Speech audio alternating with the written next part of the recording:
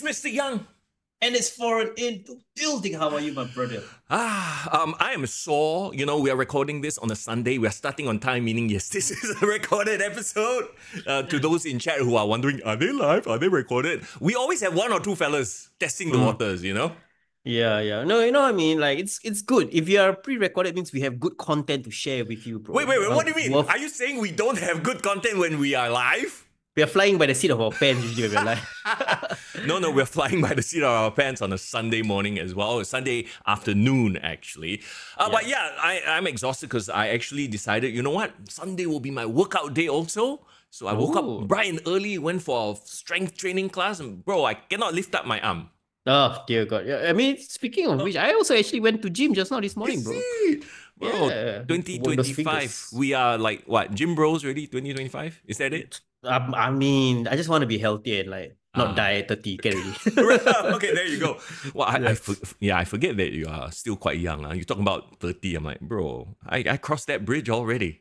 The bridge has been crossed. Can't cross it back, bro. But I mean, it's good to see you on a Sunday, and we have a jam-packed show as well, especially coming off an incredible SPW event. We'll get you all the details in just a bit. Plus, we have exclusive footage, okay, from the event itself. We talked to some of the participants, like, you know, we had Butcherman, the new champion, we had Andrew Tang, the statement as well. We chatted with our good friend, our sponsor, Hasif. Yes, Hasif finally officially makes his debut. I want to say in-ring debut, but I was like, he's not making an in-ring debut. Ringside debut, bro. Yes, ringside debut. So you can get to see him, talk to him. It was really, really fun. It was a full crowd that I brought, right? I had Hasif and his friend, brought my girlfriend, brought my boss. Yeah. Bro is doing the super networking lah, I tell you. Bro, you know, network. I'm trying to get everyone to watch wrestling, bro. Everyone in my network, bro. That's what I'm doing. Ambassador. You're the Logan Paul, huh? It's the beautiful thing about pro wrestling. We've all watched it at some point in our lives, and it's just about rekindling those core memories and bringing it back. Yeah. And also another great thing about wrestling is like, again, as much as we talk about it, as much as we review shows, there's nothing that can compare to watching pro wrestling live. Yeah, and like here in Singapore, the closest you can watch it is of course through SPW, Grapplemax, or Rebirth. So, you know, if as much as a WWE fan or AEW fan that you are, and that's why you're watching this podcast or listening in, I do hope, you know, one of the takeaways you get from listening to us is do one time at least catch a local wrestling show, experience it for yourself, bro. Experience wrestling live. Absolutely. And talking about live wrestling, of course, this upcoming weekend, 16th of November, Grapplemax is doing their Pro Wrestling Festival. It's going to be huge, and we will have the Grapplemax Openweight Champion Wilson, Hotshot, in the house. We'll chat with him, find out what he's thinking about going up against Cal in the main event. Plus, of course, he'll help us break down the card as well. So I can't wait for that. Like I said, jam-packed show. Plus, we got to talk about NXT, bringing back those ECW vibes, going head-to-head against Dynamite. And I don't know if our YouTube title is giving away the spoilers, but I'm sure you've already seen it. But not just bringing back nostalgia, laying the smack down on those Dynamite ratings. What is going on? And, you know, at this point, I know you guys are like, Misty, I'm biased, showing his bias again. At this point, I'm not even gloating. I'm just feeling sad. I feel... as a wrestling fan, I want there to be good competition so that the industry thrives. Right now, Dynamite, AEW is not it. I mean, it's cool, for sure. I think everyone acknowledges, even if you can objectively, like, you know, like AEW, like, okay, the product is not as hot, right? There are things that you know, you can talk about that I'm hopeful for sure. In a bit, when we talk about it, there's one bright spot that I want to highlight, and we'll get to that later. Yeah. And of course, you know, I know you're paying attention to like the Wednesday Night Wars, but who can forget the big reunion that happened on SmackDown this past weekend as well? Oh my gosh. Okay, yes, we will jump onto all that in just a bit, but as always, we talked about him earlier. He was at SPW. We need to shout out our sponsor, Hasif_captures on Instagram. Hey, drop him a follow. Tell him that, you know, the Kick to the Gut boy sent you. But best and most importantly, go and have a little free lunch with him. Yeah, for sure. And you know, he talks all about community, how he's excited to support like passionate communities, which is like basically he got to experience it firsthand, you know, watching SPW Crowning Glory. Yeah. And you know, I think his big takeaway from the show is like he didn't even realize there were so many pro wrestling fans. He was like, wow, this thing sold out. I couldn't believe it, right? Not just so many pro wrestling fans, but so invested. The fans were so into the product. You know, I think we impressed him.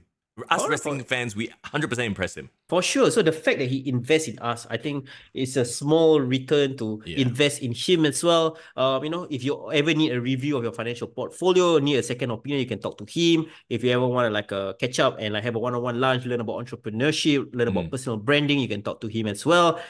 First day is on him, so no harm done. Get to know him, and of course, if nothing else, you should be following him, bro. Follow him on his socials. Hey, he like look at him, like he's a gym bro, right?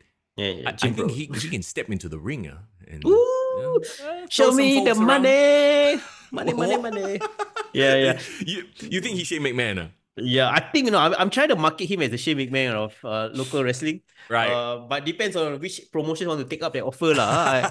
I'm MVP. I'm like marketing him as an like an agent. Okay. Yeah, let him do the work. That I'll be the Leo Rasha. Lashley. I'll be just the guy Lashley in the background. But yeah, we'll talk about all that in just a little while. And like we mentioned, we got Wilson coming up on the show. But of course, talking about this past Friday, it was SPW's Crowning Glory. What an incredible event it was. In fact, I know for a fact, there were a lot of our foreign friends, not you, foreign, but people from overseas at the card, because I saw a lot of Ang Mohs, but not just that. I know one fella, he's a big wrestling fan, like literally he follows all the US promotions. He's from the US. He like came down to Singapore and he was there at SPW. You know this guy personally? Or yeah, like from streaming on Twitch. Shit, did you say hi to him? I did not, because I forgot he was there. I didn't see him. So a big shout out to Eric. How you doing, buddy? Bro, you should give him a tag and like DM like, you know, thanks for coming all the way to Singapore to watch some local wrestling, bro. That's man. Awesome. Yeah, we've been on a hot streak on the podcast as well. We have Hotshot coming up, but we actually interviewed, was it like a bit of a precursor? Was it a spoiler? We actually interviewed the new SPW Southeast Asian champion last week. Yes. I can't wait to talk about his match. But let's run down the card and talk about your experience during the night. Absolutely. All right, let me pull up my notes, because you know that's the thing, right? Sometimes I feel like doing what we do because we are there to enjoy the night, but also take some notes down. Look, I feel like half the time I'm on my phone. I'm like, man, I hope I didn't miss too much stuff. But yeah, it was a crazy night. I will say this though, and I totally understand it, right? I think we both can relate. Technical issues are part of life. Like on this stream, we get technical issues all the time. Yeah. Did it take away from your enjoyment? I know sometimes, like the crowd, you can tell they will be like, ugh, whenever like people's videos got cut off, or sometimes the music, will get cut off. It was a minor like drawback. Like I think it did take the fans a bit out of the action. But can I comment something about SPW for this night, bro? Okay. I think all of them somehow engage an agency to like level up all their motion graphics, because everyone's entrance was dope, bro. Like everybody level up their entrances. Do you see that? You mean their entrance videos? Yeah. They're Titantrons. Titantrons as well. Now got motion graphics, got cool logos, that kind of thing. Yeah, and you know what? That might not be a big deal, you know, if you think about it in the long run. But honestly, that adds a lot to the presentation. That adds a lot to your aura, right? You want to kind of be taken seriously as a wrestler, and you want people's first impressions of you to be like, you know, whether it's how you look physically, how you perform in the ring, and your presentation. All those things factor into people's first impression of you, for sure. That's right. We kick off the night with Jack and Cheese versus the Midnight Bastards versus Blade and CK Vin. This was a tag team championship #1 contenders match. Triple threat tag team match. And right off the bat, bro, I need to pay tribute, right? Yeah. To CBK, right? Bro. Okay. Most over person of the night. I would even say rivaling Butcherman. Don't you think so? I think so. The cheeseburger chants were, were very loud. Yeah. And I know what? He's a great opening act. Like, and I mean it in like a very complimentary way. I feel like him being the first to come out with BGJ, like that got the crowd into a frenzy. Everyone was like, you know, chanting CBK, cheeseburger. And like, you know, Hasif was there, his friend, and like they've never seen local wrestling before, they immediately got it. Like, oh yeah, this guy with the freaking mask and like the Titantron has a cheeseburger. Hilarious. Love it. I love that you brought that up, by the way. You know, talking about wrestling, sometimes you're like, oh, do I need to know the characters? Like, that was my first thought, right? Looking at Hasif and his friend. They were both into it, chanting the cheeseburgers and and we'll talk about the STD chants, but they got it immediately. You don't have to go, like, that's the thing about wrestling. You don't have to go in knowing all their history unless you're AEW viewer. But for the most part, good wrestling is when you can just be there and enjoy the moment and just engage in a bit of groupthink, a bit of mob mentality, if you want to paint it in a less positive way, but in a good way, in a good way. Yeah, I think it's great because I feel like, and I think this is also advice for all the promotions out there, right? Like, imagine or assume that all the viewers there that comes are first-time viewers, never seen your product before. How can you get them hooked? How can you like make a first impression, right? Bro, you should tell that to Tony Khan. Please send this clip to him. Well, SPW was doing it right? And not just the babyface team, right? Like, we were talking about the great entrances. Like, I really thought that RJ and Mason's Titantron with the gaming team was hilarious. Immediately, people understand why they are hated. You know, they are annoying. I mean, it comes across in the entire presentation. You talk about when they come out and then the way they're like crotch chopping people and flipping people off. It's all right, these are the assholes. You know, you know immediately. Yeah, and I remember when Blade and CK came out, you know, like both of them were, I think, big winners by the end of the night. We can talk about it in a bit. Wow. But and like a lot of people, like I'm just kind of like using Hasif as a reference. He didn't know anything about the history between like referee Ryan and Bryson Blade, right? But I remember during the halftime show, he was like, you know, I really like that Bryson guy. Like, I like how he carried himself. He's like BDSM chains and all that. The like, edgelord, like. The douchiness of it, like, immediately connected, you know, like people got it. So you are telling stories that can be complicated, but in a simple way. Does that make sense? Yeah. I mean, I guess in the layout of the match as well, right? Like, eventually the two heel tag teams was kind of like beating up on Jack and Cheese. Immediately that gained sympathy from the fans as well.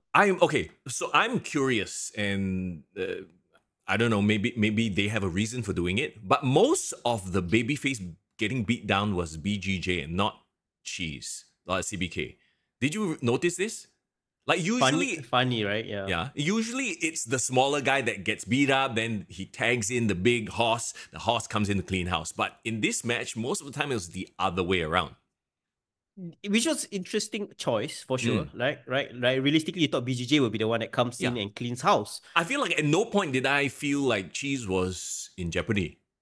Because I think the management or maybe like people know that the star of this tag team is Jack. Is Cheese. Cheeseburger. CBK. But isn't that the point? You beat down the quote unquote star so that you gain sympathy. That's wrestling, what? No, you beat down the guy, the heater, or the one that is not as popular, Jack, so that when the hot tag comes in, the most popular guy can do the whole babyface, right? You know, like the babyface routine lah, essentially, right? I don't know. I feel like it was a little bit like at no point it would have been fine if it was like, you know, it happened several times, right? Like, okay, you had Jack getting beat down, then you had Cheeseburger, CBK getting beat down, right? And then make the hot tag. But yeah, I feel like the whole match, Cheeseburger had no like hot tag to do. Yeah, which was interesting choice. I gave really high marks for CBK during this match because again, like, you can't teach that, bro. Like, you know, like Jey Uso, right? For all his flaws in ring wise, like, you can't deny how over he is right now, right? And like, I feel the same vibe with CBK, like, with regardless of his gimmick or like, you know, maybe he's not highlighted enough in the ring, but bro, like, that to me, the crowd reaction, it's so hard to get that, right? And Singaporean crowds are more. You think what, we anyhow just give away our cheers so easily? We need to be impressed, right? CBK was like the star of this match for sure for me. Talk to me about the heels then. Okay, so we have two heel teams, very different heel teams. You got the Midnight Bastards, who are more like gangstery type heels. Blade and CK Vin. Okay, you know, they are more. Is comedic heels an appropriate term here? because they were doing more of the like, you know, like there was the who brought out the Ryan photos, and then everyone held the Ryan photo to their face, and then Blade was all like, no, I don't want to see him. I think it was CKV. So CKV was kind of shitting on his own partner doing that. So you I'm not sure what's that dynamic. It was to fire Blade up. So you see Ryan go and beat him up. You know what I mean? But that whole act is a comedic act, right? So I wonder if it was done to separate themselves from the Midnight Bastards. Like I said, you got two heel teams and one babyface team. I feel like this match didn't do CKV and Bryson Blade justice. Agreed. By the end of the night, I think what they did afterwards was the thing that brought up their star rating. Yes. If I was to grade their performance just based on this match, not that much. Probably average rating. So they did the classic spot in three-way tag team matches where the same team members try to pin each other. Yeah. Okay. I think that's cute for like when I watch like maybe SmackDown, whatever, if it happens, right? Actually, I don't know. I think it's kind of like I don't think it should be done anymore because it confuses people who we talk about like who are new, right? It's like, how come you can pin your own guy? That doesn't make any sense. Yeah. I mean, it's a trope that should go away. Yeah, it's like very DX, like childish kind of thing to do. And like I'm not a fan of the triple threat tag team match, especially if you are planning to make it like a proper tag team rules where you have to tag in and out. Yeah. Because what's gonna happen? I'm gonna do a triple threat. It needs to be a 3% at all times in the ring. Yeah. Or is it one at a time and you can tag another tag team? It's like very convoluted. Yeah. I wouldn't say it's the best, 6 triple threat tag team I've ever seen. But then it's very hard to do a good triple threat that's what I'm saying. Yeah, so right. I understand how hard it is. And also I wanted to say for the Midnight Bastards, right? Like they had a lot of shine in previous shows, like Hardcore Island, they were in the main event. Here, I felt like they were a bit in the background. Bro, and that was literally what I have on my notes right now. Yeah. Look, we both feel the exact same way, so it's not just a me thing, right? I felt like, actually, RJ showed up a little bit more of a snarky heel personality, right? Yeah. But with Mason, I was like, he was just there. Which Mason didn't impress that much for this event. Oh, he's gonna like talk some shit about us soon, bro. Because we said this. He will. I mean, more content for him, right? But I think another thing as well, and I was quite curious, did they kind of follow Butcherman's advice or challenge? Because I think he gave a call out last week, right? He said like, okay, leave your Midnight Bastards behind and fight me one-on-one statement, right? See, so I mean, is that what happened? We'll get to that when we talk about the main event. We're kind of like, jumping ahead. But yeah, I feel like, there was all this build-up of, this is a new faction, and then suddenly, and a heel faction as well. Like, imagine if Solo and the New Bloodline, suddenly in the main event, they don't show up for Solo. Like, huh? Like, it just felt very weird. But I get why. Yeah. But it could have been done in a different way. Like, Gore could have run them off to make it one-on-one, right? So it's I guess they didn't explain it well enough for me to kind of give them high ratings for this match. Yeah, I really like you feel like after the momentum they had, here it was like they were just kind of there. And they tapered off, which is a waste to me. Which is sad because like I thought they were on an upward trajectory. I really felt like, realistically based on booking this past year, I think they should have became the tag team champions, tag team number 1 contenders, because I felt like this would be a natural matchup with like the Horrors, right? Correct. But instead, Jack and Cheese pick up the win. I mean, the finish, Blade jumps off the top row and basically Jack chops him into like oblivion. He just like slapped him one time, like, exploded his chest, whatever. It was a nice finish. I really enjoyed the finish. Yeah, it was like a flying clothesline, I guess, to him. It was more like of a slap to the tete. I think Blade might be missing a nipple. Oh dear God, okay. You got an interesting scenario with a very much popular babyface team challenging an equally, if not more popular babyface established tag team. Oh dear God. Which is another head scratcher. It's like, okay, like, now you have two face teams facing each other for the tag team titles, right? Like, wouldn't have the Midnight Bastards been the right choice here? I don't know. Yeah, again, like taking away like the crowd reaction. Yeah, I mean, if you want to base it on the crowd, for sure, Jack and Cheese deserves to win. But in terms of storyline or like what would make sense to me was like Midnight Bastards getting the win because Jack and Cheese can remain over. They're already over, yeah. They don't even need it. Yeah, so Blade and CK will have done whatever they did. Yeah. And later on in the night. Yep. So like RJ and Mason would have gotten a great opportunity going to the new year. So that was how I would have done it. But yeah. It is what it is. So let's move on to the next match. I think Was it really a match? Was it really a match? Look, we all knew this was not going to be a straight up one-on-one. There was no way. Ricky Malik, aka Harry Potter, the Harry Potter chants, I love it, versus Destroyer Dharma. Like immediately you have the big giant guy versus this skinny schoolboy looking fella. Yeah. I do not in any way want to spoil Ricky's gimmick, but after the show, he actually was like he literally came to us and was like, how do you think our match went? Like, if you have any feedback, and like, I respect that in the most like non-kayfabe way. I respect that, but about this match though, bro, like I felt, and I'm gonna tell you the same thing I told him, right? Like I felt Dharma and Ricky didn't have that much chemistry. Maybe because it's the first time they kind of touch or like been in a ring together.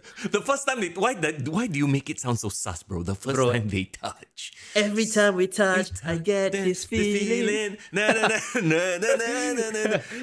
Ricky had a couple of feelings, all right. He might have some tingling in his back after Destroyer, spent some time with him. But okay, so Ricky jump-started the match, hitting him with I don't know if it was a dictionary or a book or what lah, but it makes sense, right? Because he's a smaller guy, he needs to jump-start this shit. That is Wrestling 101.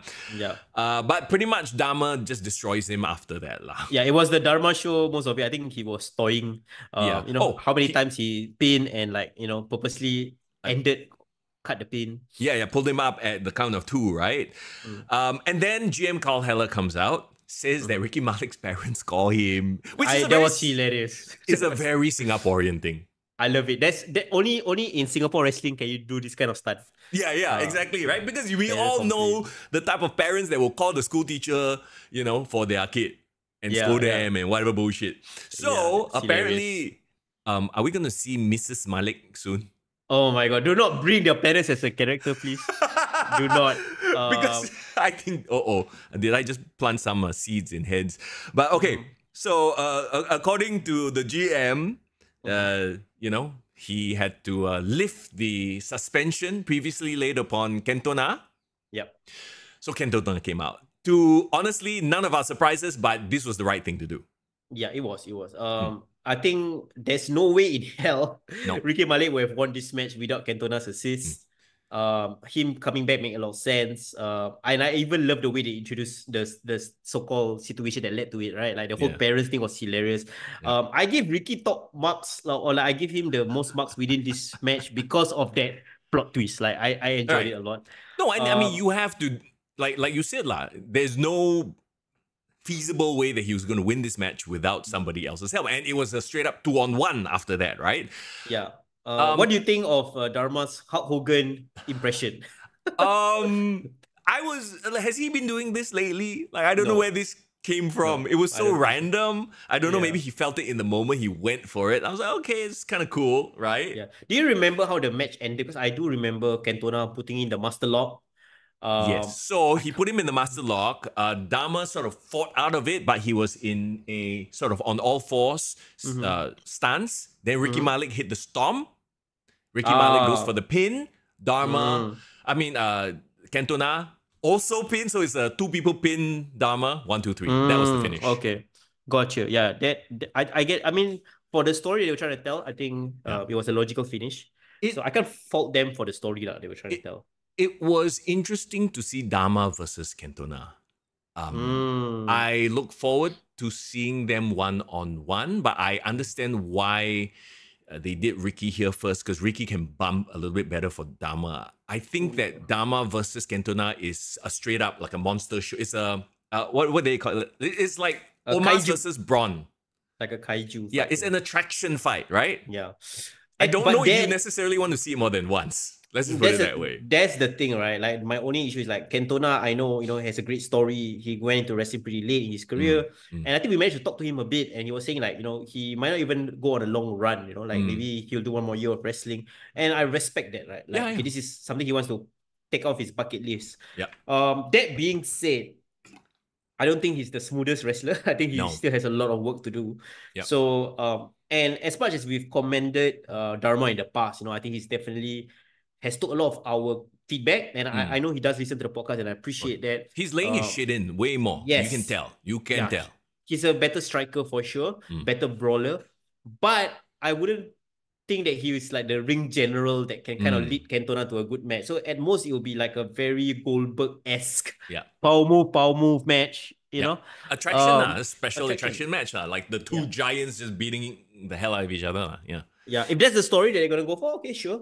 But I want to know, what is Ricky Malik's deal with Carhella? Does he have him in the back pocket? That's my question. Yeah, I mean, it's an interesting wrinkle into this, whole relationship. So we'll have to wait and see how this pans out lah.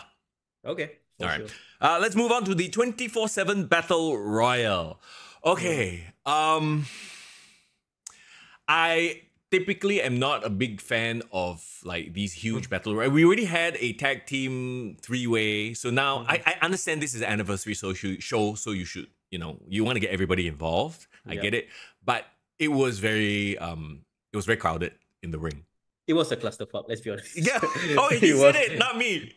Bro, I thought you were supposed to be the nice one. No, I'm being honest, but it's not a bad thing. It's an unavoidable thing, right? Yeah. Like, it's so hard to tell a good battle royal story unless every one of them had a story going into the match. Yeah. Everyone had like a rival, then it would be a well laid out match. Well, to be fair, there were some rivalries in play. The first one, the most obvious one, was Riz and Sane RH, right? The whole Wolfram cartel sort of fallout, as it were, and they were like at each other's throats the whole time. I really enjoyed his talking about Titantron.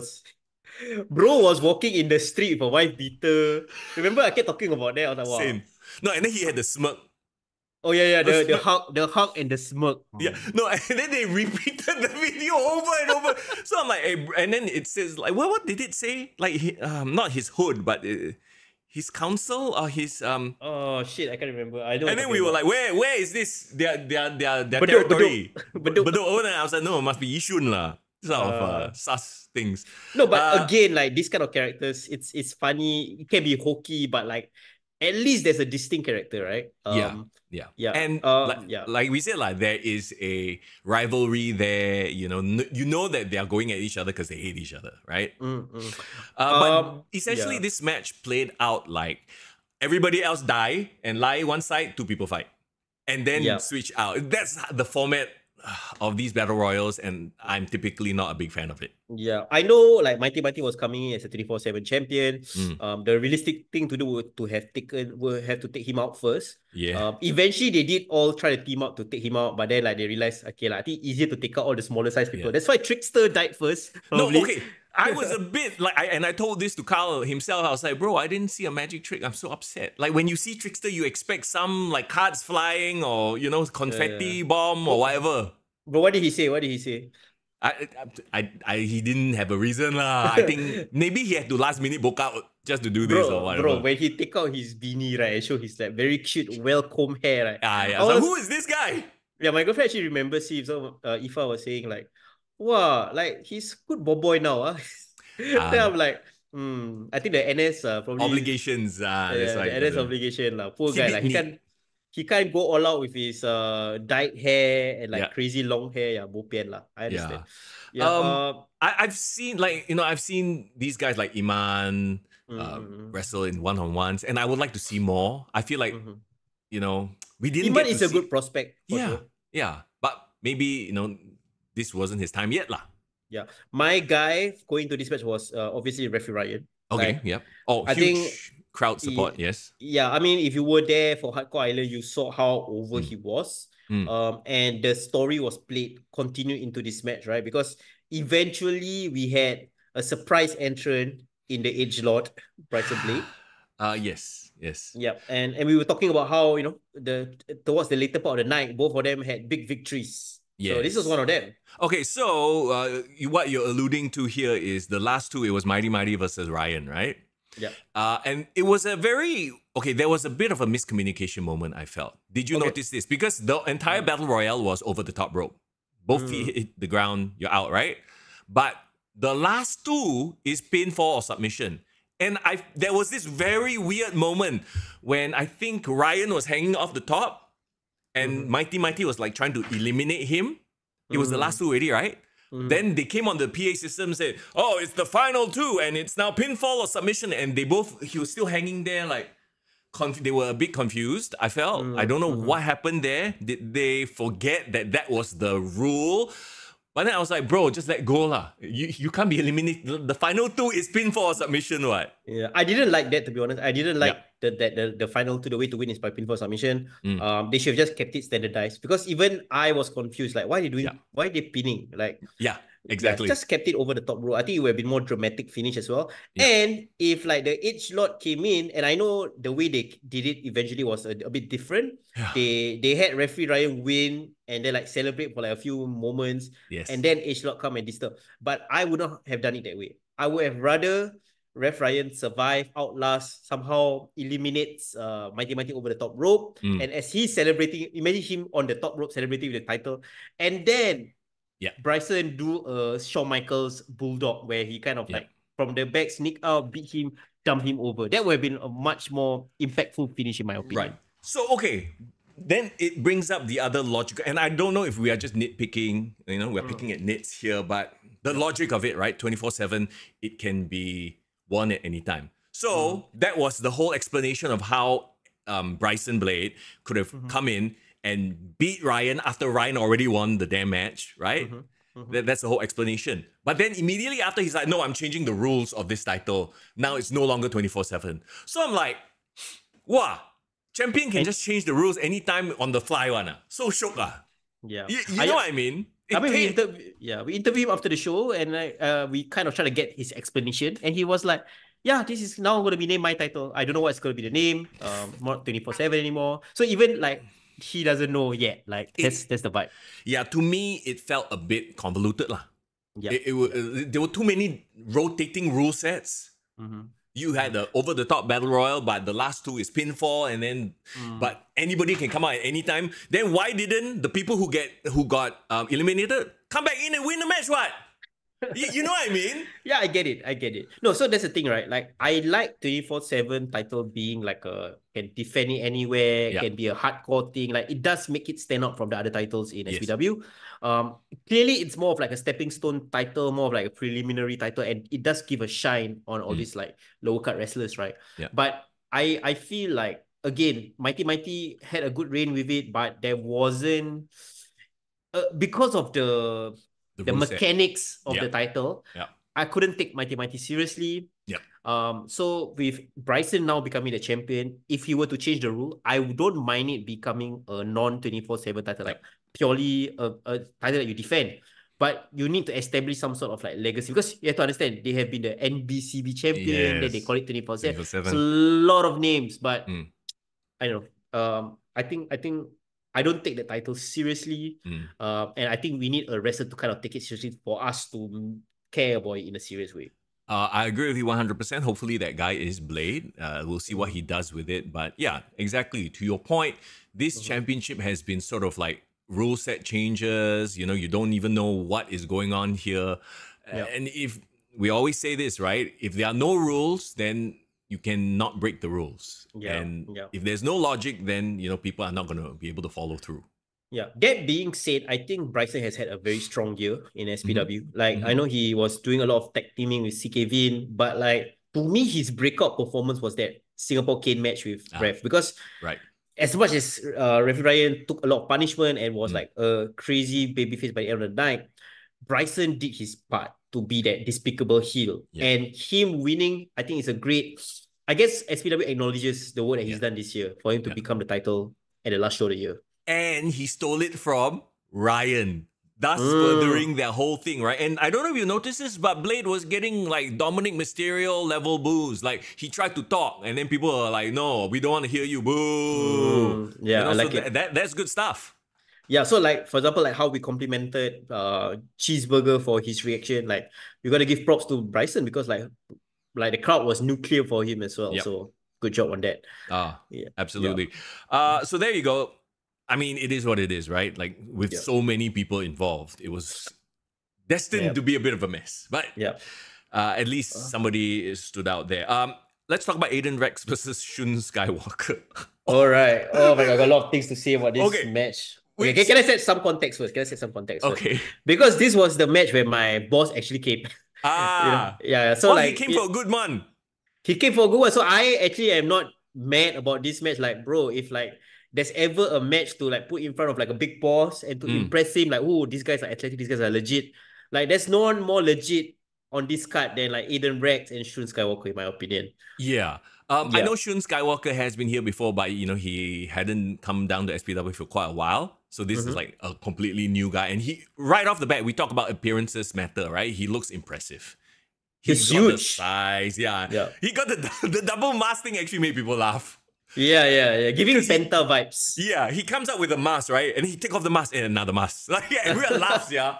That's fucking funny. Yeah. What was funny, though, was I think there was, once again, a bit of a miscomm. Seems like the theme of the night here, they announced this as the women's match.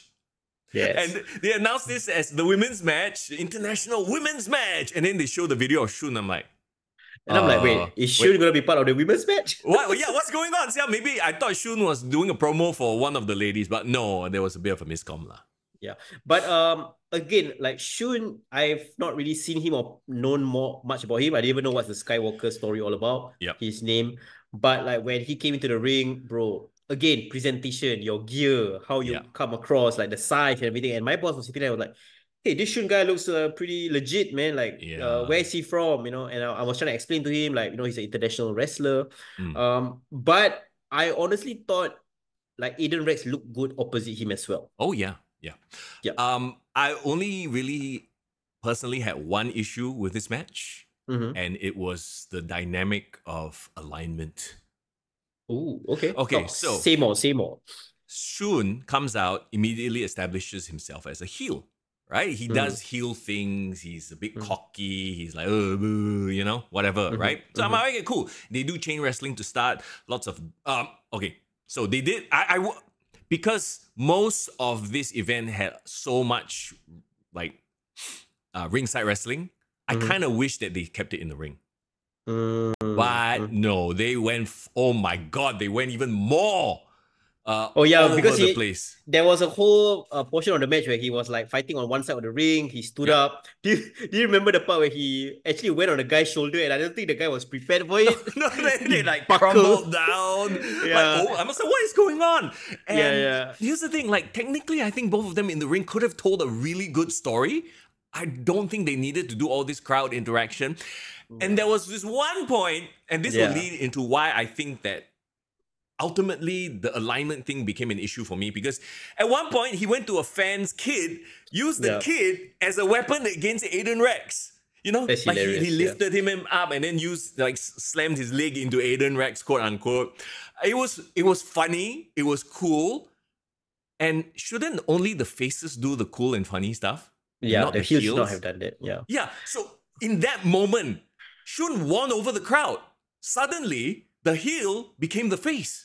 And Aiden Rex was still a face. So now, to me, that really made it a bit like, what's going on now? You don't know who to root for anymore.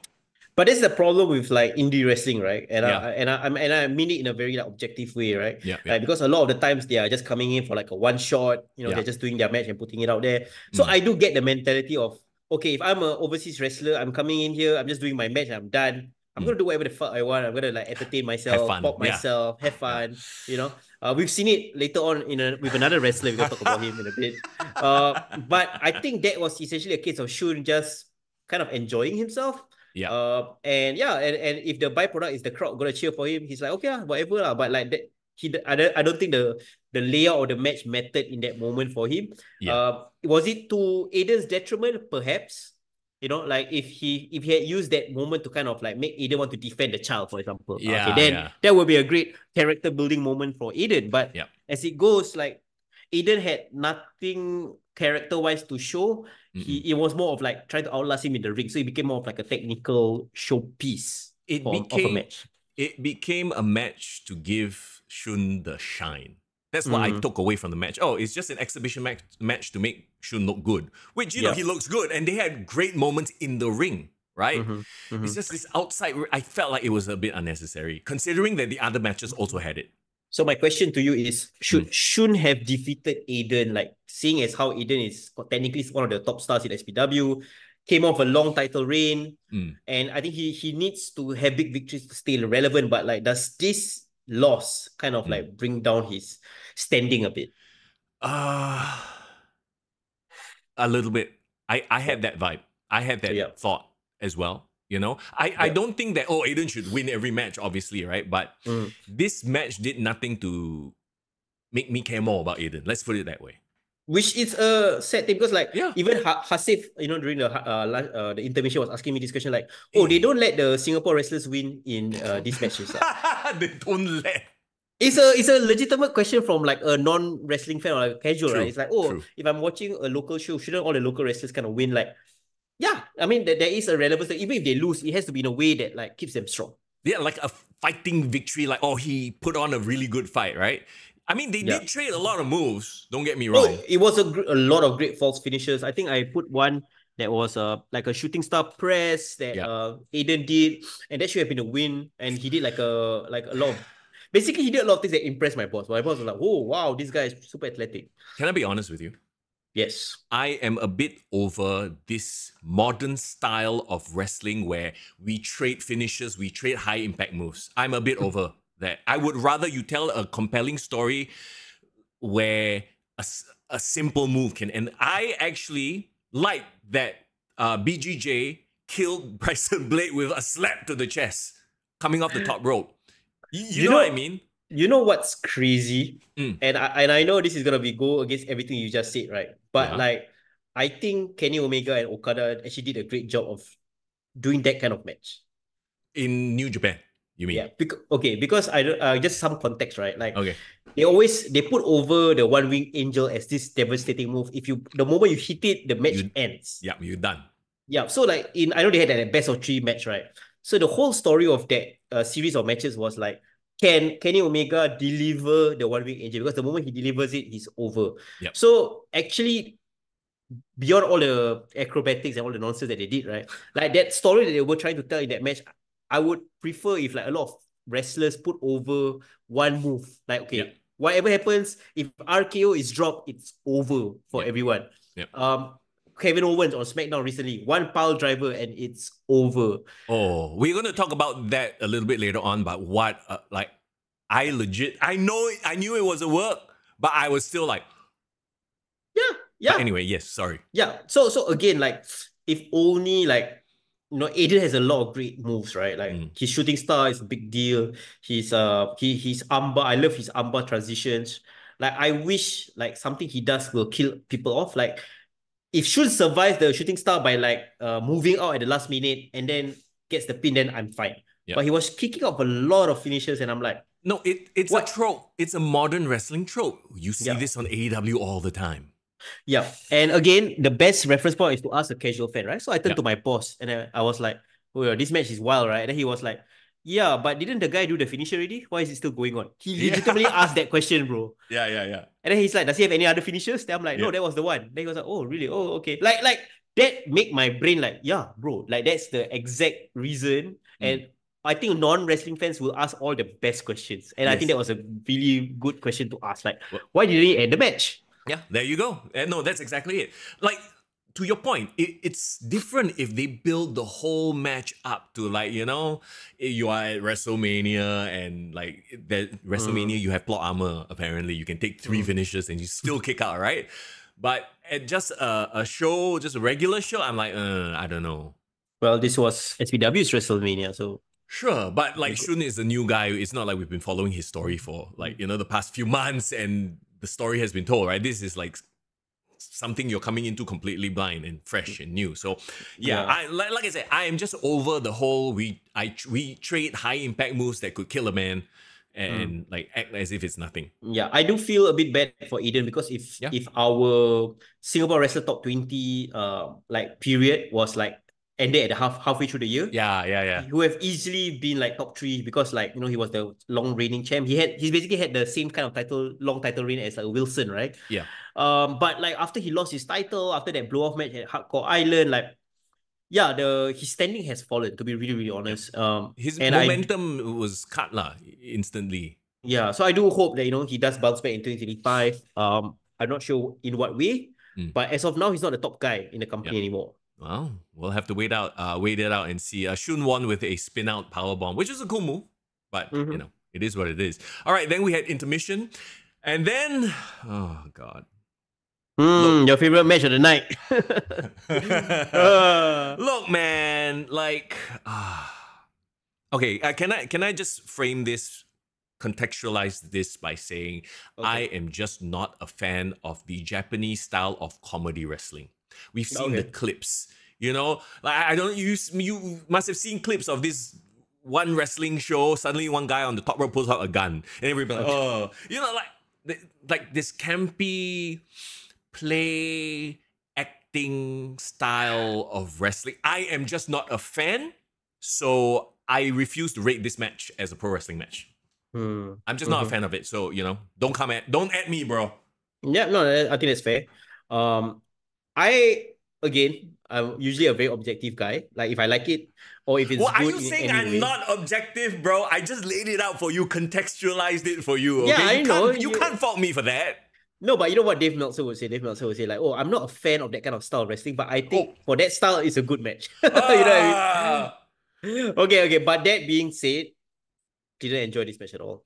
Like, I mean, I'm not a beer drinker, so that doesn't do anything for me. Like you being, like going one corner and drinking and all that kind of stuff. It took a lot away from the match. I wanted to cheer for Alexis, right? I mean, clearly she's the local wrestler here. She's the only women's wrestler on this card from Singapore. I wanted it to be a kick-ass match. I wanted her to like show out, Yeah. But is it a question or is it an issue of like, because there's no competition for her in Singapore, like local wrestling wise in SPW, and like she's getting fed all these like Japanese wrestlers, and like it's hit or miss, right? You have good Japanese wrestlers, you have comedy Japanese wrestlers. If this was Riho versus Alexis Lee, it's gonna be a banger. Haven't we seen that match? I feel like we have, and they put on a great match. It made sense. Like, when we talk about watching Riho in AEW, a lot of it doesn't make sense because you have these bigger size athletes selling for someone who's tiny. But Alexis and Riho, they are commensurate size. So it makes sense that their offense works on each other. In this case, it was more skit and play. Alexis did the whole, she had a couple of drinks and then she was drunk. I'm sorry, but anybody who has ever had drinks or been drunk knows that that's not how drunk people act. It came... You know what I mean? It's your idea of a drunk person. Yeah. It's very, to me, it's so hokey when you see it like in a skit or on television. Like, oh, they drank 2 beers, suddenly they are like, oh, I go pin the ref. Like, you know what I mean? Yeah, I get it. And also another thing, my main issue is of course like Pom, right? I've never seen her perform before, right? And after seeing this match, I don't want to see her perform again. Like, I can name like 5 other better Japanese wrestlers. And it's nothing against her. Like, maybe it's because what she was told to do during this match, or this was the story they're trying to tell, like it just didn't work for me. Like I couldn't get into it. And I switched out and it was quite sad because Hasif and like the friend was like, oh, I'm looking forward to a women's match. Like I want to see what they can bring, right? But not the best representation of women's wrestling that I would have showed them. If you could read our thoughts, right? The 3 of us sitting there next to you, right? If you could read our thoughts, see the thought balloon, it would be question mark, question mark, question mark. Yeah. It wasn't the right. And if this happened on any other SPW show, maybe I can like close my eye, like okay lah, whatever lah. But this was the anniversary show. Yeah. And here's the thing. You talk about like we've seen Alexis do battle with other Japanese wrestlers before in actual proper like wrestled matches with some comedy spots. We're not saying that you should have no comedy spots whatsoever, right? But this was more comedy spot than wrestling. Yeah. We've seen Alexis in better match situations. Yeah. She came across as a badass. We do not deny her talents in the ring. First local female wrestler. Like all those accolades. Like I feel like she needed to have a better showcase to do herself justice. Does that make sense? Yeah, bro. We just don't get it, bro. We are behind. Yeah. We are boomers. We don't get it. Nah, bro. I'm a young millennial. Can you I'm trying not to feel old. I'm trying to be in the crowd. Okay, but can anybody legitimately, and I'm being very objective here, right? Like, can anyone else legitimately explain to us what was the story that they were trying to tell in that match? Because from our point of view, watching it, we didn't get it. Like, we got that they're trying to tell this drunk person story, but like, what was the appeal of it? Yeah, no, I get the idea. I just didn't enjoy that style of presentation of a match. And to be honest, I know what the appeal is. Drunk people cheering on girls doing stupid shit. And you know what's the thing that kind of annoyed me about this match? It's sorry to cut you off, but I hate saying this, but it felt like lowbrow entertainment. Mm. Mr. Young is so atas. He thinks he's so lowbrow. I can hear it now, brother. I can hear it now. We'll see what the rest of the wrestlers see. But one thing I didn't like about this match as well, I think I'll just end it here. Like I love Sodiq, right? Sodiq's like my bro, right? Love him a lot. He flirting, bro. He flirting with Pom. Bro, the flirting I can take. Like, okay, fine. Distracted by a pretty Japanese girl, fine. But that 20 count, bro. Was it even a 20 count? I don't know. At one point, he wasn't even counting, bro. He was 100, bro. No, I mean, that type of thing. Well, also, since when does SPW do 20 counts? I thought it was a 10 count. Yeah, I got confused. I got confused as well. So like, again, everything, a lot of elements on this match, like, just didn't come together the way maybe they hoped for, or maybe we saw it. Like, we didn't come together for us. So, yeah. It is what it is. Once again, I think we'll leave it at this is just not our style of match that we enjoy. So I'm not even going to give it a rating when we do our ratings. Yeah, it's my lowest rated match of the night. That's all I was going to say. Let's talk about the Singapore title, the SPW Singapore Championship on the line. Black Arrow versus Dr. Gore versus Ho Ho Loon versus Carlo Cannon. Yes. Okay, so we talk about presentation and initial, pass the eye test. The second Carlo Cannon comes out, everyone's like, whoa. He got that Rhino vibe, that don't mess with, almost Jacob Fatu vibe also. Yeah, I think everyone here in this match aesthetically was great, right? Like, you got Black Arrow with his passion and his, badass attitude. You got his support from his friends. A bit of a daredevil attitude. Let's also put that out there. Yeah. A bit fearless, but if you've survived like a major illness, I think probably like nothing can phase you anymore. Like, fuck it, I'm just gonna do whatever I want. Sure. Not just him, right? You got Dr. Gore again. His partner is going for the main title, but he's going for this championship. Could be a great showcase for him. And then you got Ho Ho Loon, right? And again, when they mentioned a former WWE superstar, and I'm like, oh yeah, I forgot he was a WWE superstar. Yeah, he was in the Cruiserweight Classic for a bit. Yeah. So, and then of course, Carlo Cannon, the current MyPW champion. You got some legit beef and some legit credibility in this match, right? Yeah. So, but again, that being said, yes. Again, though, it was another multi-man match, and it's very hard to really get into a multi-man match like that. But I get what they're trying to do here. They're trying to give us more bang for our buck, right? Bring in bigger names, more names, especially at their anniversary show. Yeah. Okay, so Carlo, essentially, you have your monster. Then Ho Ho is sort of like that comedic role. Yeah. Yeah. Black Arrow is more of the risk-taking high flyer role. Babyface. And maybe, I don't know whether it's the right term, but Dr. Gore more of the ring general. I think he was kind of the glue that brought everyone together. Yes. Yes. Minus the checking prostate kind of segment, which I was like, okay. How is that not a disqualification, by the way? Isn't that a low blow technically? Well, it's not on the actual private side of the low blow, maybe. Bro, maybe that's what do you talk about? Everything from the waist down here is private, okay? Are we really getting into the semantics of what is a low blow? Okay, the groinal area, low blow. The perineum, low blow. Yeah. The in chocolate football, starfish. In football, we always say follow the referee's whistle. So in this scenario, Sony didn't do anything. So we were like, okay, no, Not a low blow, I guess. You know, there's a move in amateur wrestling called checking the oil. No, I don't know about this. What's this? It's literally okay. Hang on, I need to Google it to make sure. No, I get don't show this. I'm not going to show. Okay, please don't show this. Just say it out. It's fine. Checking oil, like oil check. Okay, intentionally aiming to shove your finger/thumb in your opponent's rectum. Illegal if seen. Also dirty. This is a fight move. This is apparently a thing that in amateur wrestling, like they want to, like, you know, when they grab, it's a legit. I've heard of it before. No, I've seen. This is wild. Well, that aside, okay, I got some issues with this match, right? Like, I just felt there was a lot of unnecessary dangerous moves. Yep. You know, Carlo Cannon is a beast, right? Like, I love when he was doing his suplexes. He was like kind of like being the Brock Lesnar in this match.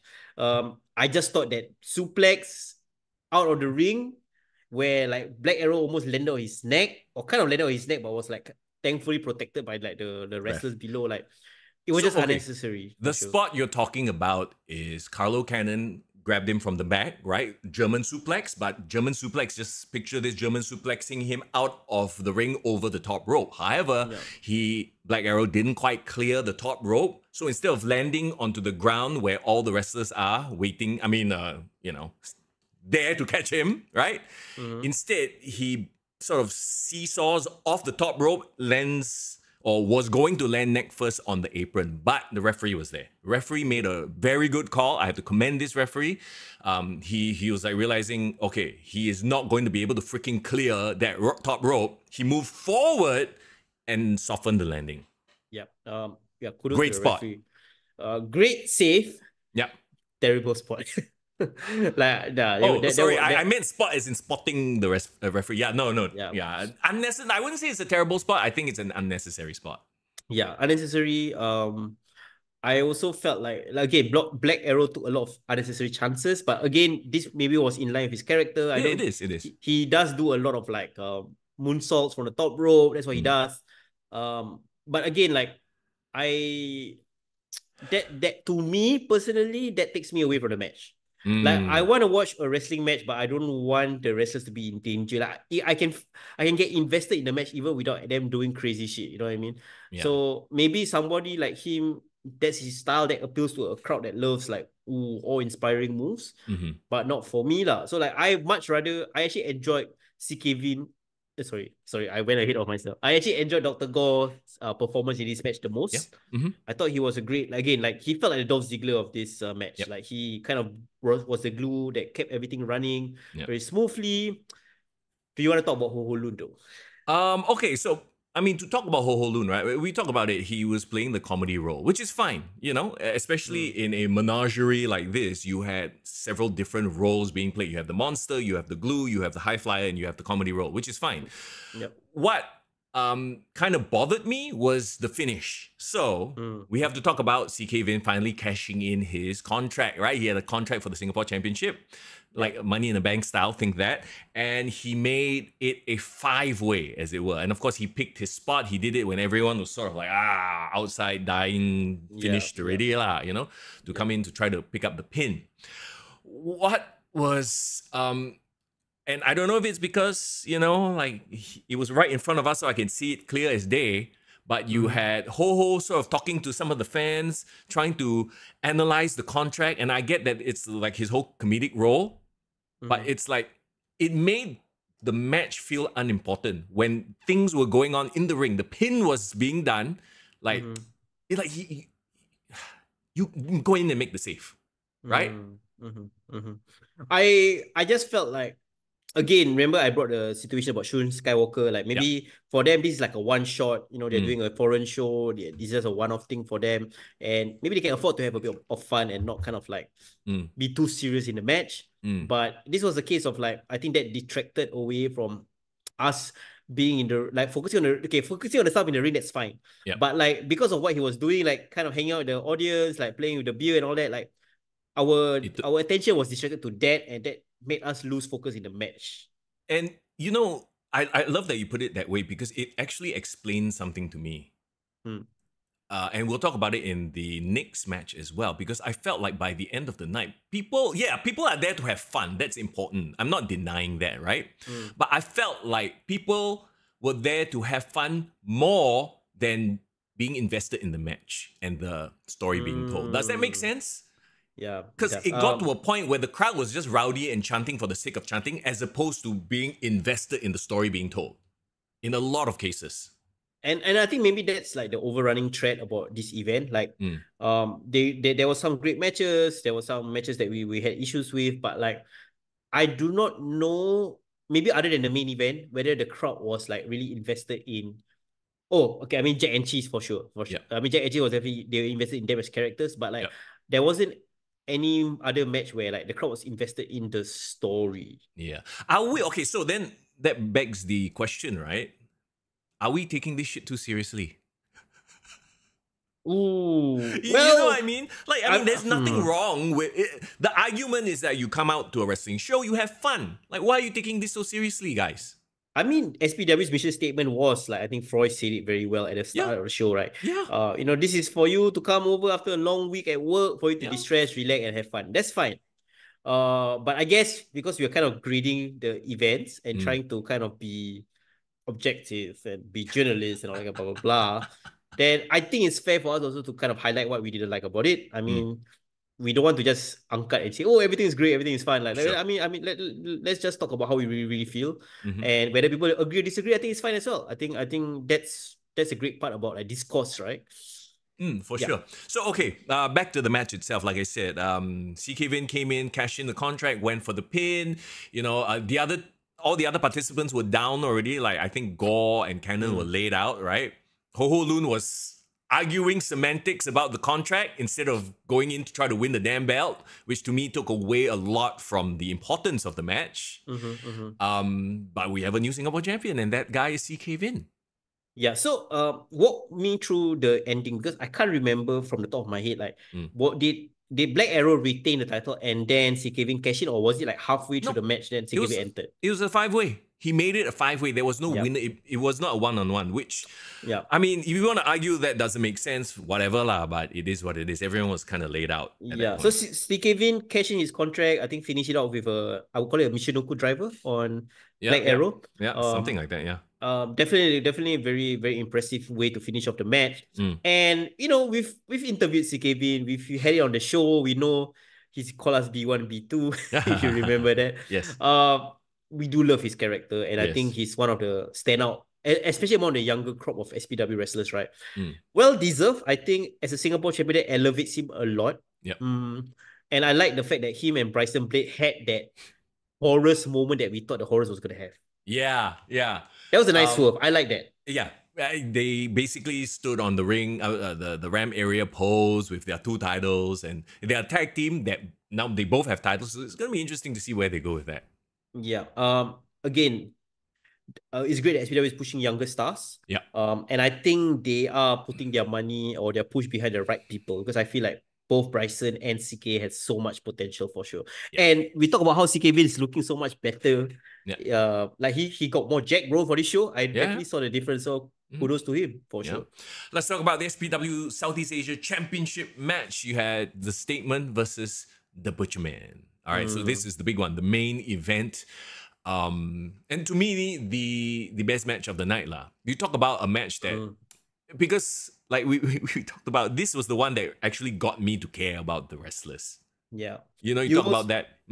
Yeah, you also talk about how like this gave you like Cody Roman feels, right? So yes, because of the promos, right? Like Andrew's, I mean, a Statement, he does the, you know, what he does in terms of like, with the multiple women comment.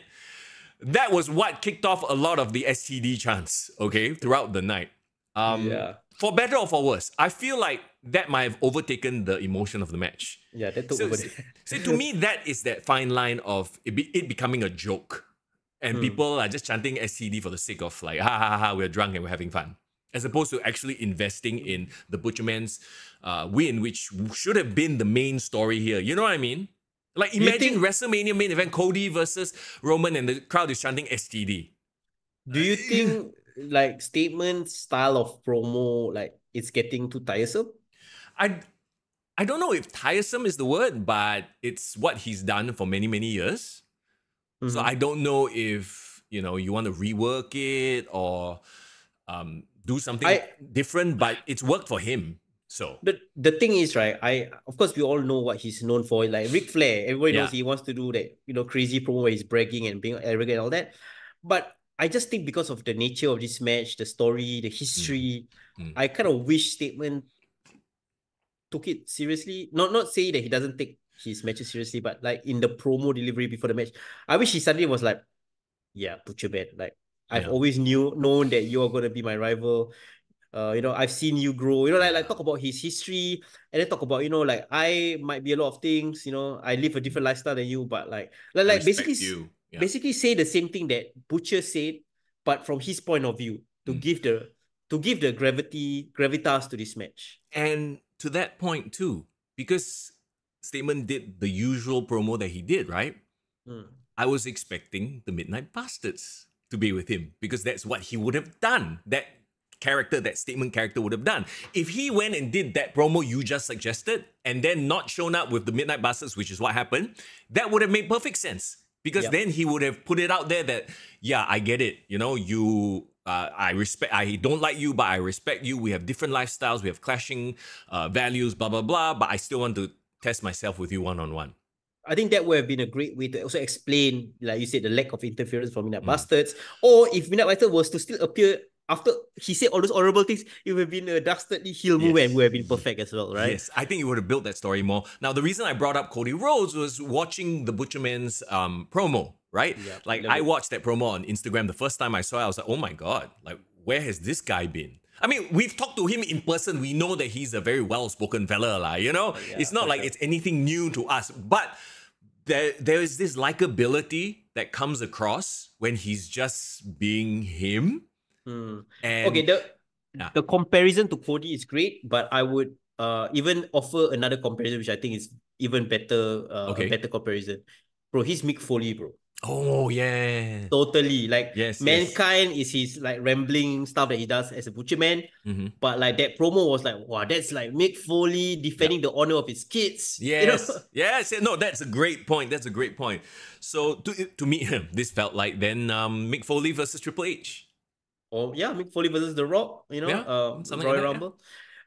And again, like, you know, him talking about like, you know, I would say traditional Singaporean values. Like, you know, I love one woman, I love my wife. She's been there supporting me. Like, even though I don't have the abs, I don't look like you, but like, you know, he made a very funny joke that caused the STD chant. Something about like, so you can keep your STDs, like I will keep my wife. You know, something he literally said that, right? So you can keep all your STDs, which is hilarious. So I think generally like that set the tone. Like that made me so invested in the match. And again, easy reference point. You look over to Hasif and his friend, and they were like, "Whoa, I don't know anything about him, but now I get." And and Hasif even said after the show, he was like, "Can you explain to me what is this Butcherman story? Because I kind of got it from show, but I would love to know more." Like the fact that you can pick somebody's interest who doesn't know anything about SPW to like want to know more about Butcherman's story. I think that's a credit to them. All I can say is, right, after watching the promos and what he did, I wish I wish to see more well-spoken Butcherman. As opposed to, you know, the rambling stuff, the rambling crazy man is cool and everything, but I'm like I don't know. Yeah. The well-spoken Butcherman is a guy I can get behind, like a Mick Foley. Yeah, I agree. And Butcherman, I feel like if you take out Eden Rex, you take out Statement, who else can be a top star? Honestly, Butcherman as a natural baby face, and his aura, his appeal, his moveset. I love his moveset, by the way. Everything's perfect. And I think they made the right decision with the result. Yes. Also, I pointed this out, and somebody correct me if I'm wrong, but this match featured the first collar and elbow tie-up of the night, which is kind of crazy to me. Now you know, like, this match is a serious traditional wrestling match when that's being busted out. And like the crazy thing is, I was like, oh shit, finally I'm not saying that nobody else wrestled, but I'm like, you know, that it was so chaotic. The rest of the card was so chaotic. That felt refreshing to me. The match was a great pace. Like there was a slow moment at the start. They built up to it, and by the kind of like the midway through the match, you can legitimately see them both tire out. Yeah, and that actually played into the match because I remember when they did the Canadian Destroyer, I was so worried because like it wasn't a smooth delivery of the Canadian Destroyer. Yeah, but in the context of the match, how late into the match they were and how tired, it makes sense that it kind of was like wasn't perfect. And like to me, like Statement, what he did really, really well in this match was like he put all the heat on him so that the crowd was like even more invested in wanting to see Butcherman win. I get why they didn't bring out the Midnight Bastards. I wish they led up to it in a more obvious way. Like you talked about the promo, you know, the fact that he's been aligned with these guys. They are this faction that's going to like take over, and then suddenly the big match, the two of them are just not there. Like they didn't even try. Like I said earlier, they could have shown up, but Dr. God chased them away or something like that, you know, at least to keep it quote unquote honorable. Yeah, I would have preferred a Dr. Gore appearance. Like make it like WrestleMania 40 lah. Dr. Gore coming in to save the day, stopping Maces. But that clusterfuck would have worked. Dr. Gore was there at ringside. I don't know if you noticed the whole time. So I don't know if that's the excuse, like, oh, he was there, so the Midnight Bastards didn't there. But I don't know. I don't think so. Overall, do you think that distracted away from the finish, or you thought like the way it kind of finished was okay? You know what? I thought the finish was, it came kind of out of nowhere, but not in a good way.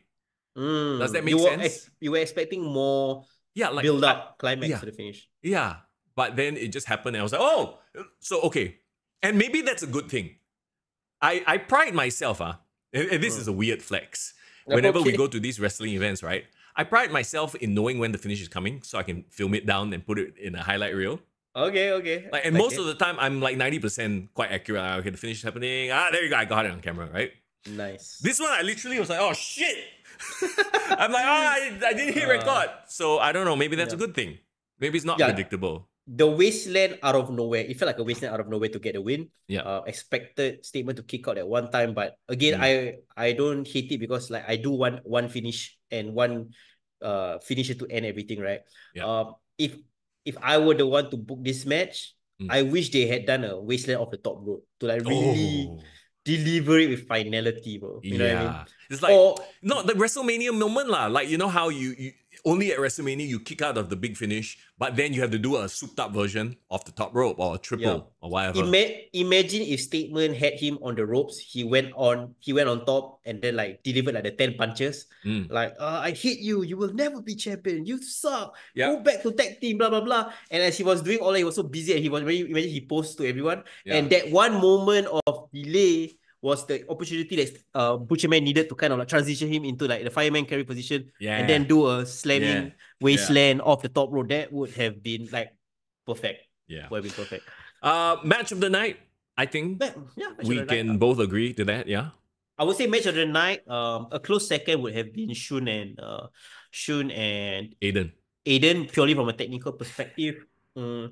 But emotion-wise, and can also pay tribute to Butcherman's his journey this year. Yeah, for sure. Tag team champion, double champs. A great speech at the end as well. Like I said, like I hope to see more heartfelt Butcherman, and also 2025. It's going to be interesting. I don't know if we're going to see more Statement versus Butcherman, but I think there could be a very interesting story being told. You have two very strong narrators orators on the mic in the Butcherman and Dr. Gore. And are we finally going to see that match? I would like to see that. I think it would be so good. And I want to see Butcherman cry. I mean, not in that, like, when he finally gets backstabbed by the... You know what I mean? That story kind of writes itself, don't you think? Yeah. I think they can pull it off emotionally. Yes, sorry. But by this time, when the podcast drops, would we have a new champion? Would the reign last only a few days? No lah. No. Okay, you are alluding to the fact that over the weekend, SPW, they are doing a event for the migrant workers, right? Deepavali show, yeah. It's happening actually It's happening tonight. Right now, tonight. Later tonight, as we record this on a Sunday. So you never know. In fact, let me just show you the card real quick. this is the match that's happening, right? And they have Carlo, they have Hoholu all in the match as well. Correct. So it's a 4-way for the SPW Southeast Asia Championship. Love it. And I think it's a great initiative that they've done yearly on a yearly basis. But bro, like Butcherman as the top champion for SPW, I think well deserved. I think I saw a lot of plaudits being given his way. Yep. Not just from SPW wrestlers, even like Grapplemax wrestlers were paying tribute to him. I saw Big Dave putting out a post. I saw Showtime. He is literally the undisputed like people's champion for Singapore. But that leads me to my next question, bro. Singapore wrestler top 20, bro. Oh. With this victory, where do you think Butcherman could possibly end up? I mean, he's had a very good year. Let's just put it that way. And of course, if you're following us on the list, as it were, the list of foreign. The list of foreign. So if you want to know more, 1st December, that's our tentative date, or more or less is the confirmed date. We will put out an announcement for the event. I hope all our listeners and some of the wrestlers can come down, where we will officially announce or unveil our top Singapore wrestler top 20 list. We will count down all the way to number 1, and based on this last round of events, local wrestling promotion shows, Grapplemax has one more, right? Like we alluded to. Yes. Once then we'll lock up the lists and we will unveil it all on 1st December, bro. I can't wait. Everybody's had a very interesting year, to say the least. And, if anything, it's to celebrate all the wrestlers that have put in so much hard work through the year. Agreed. That said, all right, we're going to hit you with some highlights and interviews from the SPW Crowning Glory this past Friday. We managed to speak to some people, including Blade, including Butcherman himself, the statement also, and there was a little bit of a tension We had to do the whole pull apart and everything. Yeah, you gotta watch this stuff. All right, it's kind of crazy. Anything can happen in a pro wrestling event, okay? And plus, least we forget, we got to finally speak with Hasif in a wrestling event, and live on camera, he's going to share with you his thoughts about the event and stuff like that. So yeah, we're going to hit you with that. And then come back after that, because we got Wilson, Hotshot in the house. He's going to help us preview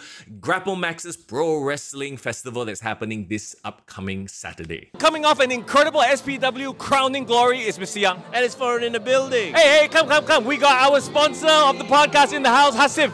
Get in here. First time at a pro wrestling event. Hasif, how did it feel being here today? Oh my god, I'm so amazed. I enjoy it very much. Yes. Nice. So what do you think of the pro wrestling community? Oh my god, the crowd is crazy. How they react and the response and the chanting. What kind of crazy chants? Yeah, STD. What the hell? the chant of the night was STD. It really was. Oh my god, thank you so much, guys. I really enjoyed this. Thank you. All the best. And thanks for sponsoring. I love to be part of the community. Thank you. Okay. Any plugs you want to give a shout out to anybody who's listening right now? No, I love when I see people are passionate about something, and I truly understand why, and continue be interested in whatever you do, be passionate about something you do. Yeah. We are here with Dr. Gore. Yes. Okay, so your match, not exactly the outcome you wanted, but at the end of the night, your best friend, the Butcherman, became a champion. What are your thoughts right now?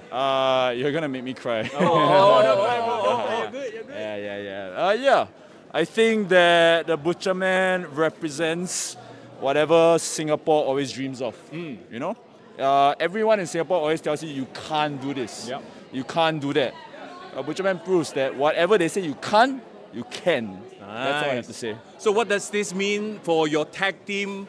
You guys are champions right now. He's got another title to contend with. Do you think that changes the dynamic a little bit? No, I don't think it changes any of our dynamics. I don't think it changes our passion. That's what we're built on. In fact, the next week, we're not resting. Oh, we have 24 hours of sleep.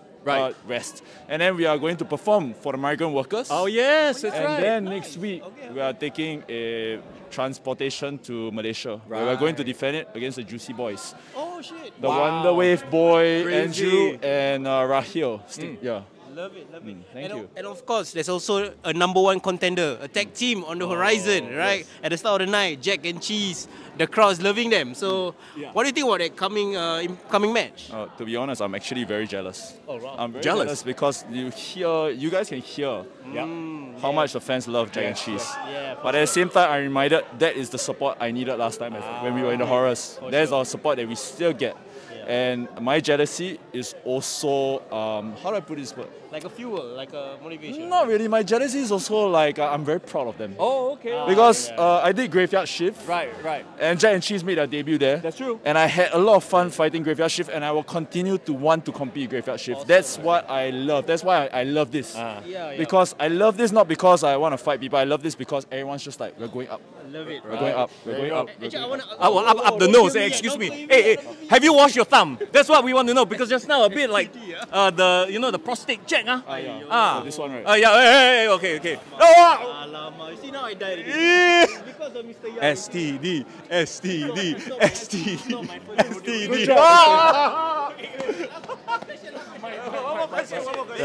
Very important. Okay. Graveyard Shift, right? Right. Pre-center, that was a memorable big thing that you guys did. But like, you also technically have started or created your own like indie show with Graveyard Shift. This whole series, right? What's that for the future? What do you have in mind for Graveyard Shift? I would say that it's sooner than 2025. I would say stay tuned to my wonderful partners at Playpen. I would say stay tuned to the art community. Graveyard Shift. How long can I go on this?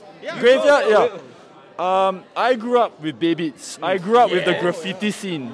I want to bring that spirit back into art because pro wrestling is art. So I would say that please stay tuned to support not just Graveyard Shift, but support every single local artist who's trying to make a scene. That's what I'm going to have to say. And one last thing for Kick to the Guts, right? As we go into 1st of December, we are actually gearing up for the Singapore Wrestler Top 20. Our SW20 list. This is going to be the last batch of shows that we are going to review. And we're going to like settle and confirm the list soon, right? Okay. So based on tonight, where do you think you're going to end up on the list? Where do I think I'm going to end up on the list? Yeah, what do you think? Can I be honest? Yes. I don't care. There you go. I don't care where I end up on the list. I care more about the list of people who come to this show. There you go. I don't really care. I mean, of course, I appreciate people's affirmation. Right, yes. But I also care not just about like PWI 500. I care about 500 seaters sold out in every single show. But thank you guys. Thank you guys for your hard work. A true fan. Can we say that we've come a very long way? We've come, from our initial interaction. Oh yeah. OGs, y'all remember? Yes. Can you remind him in front of like?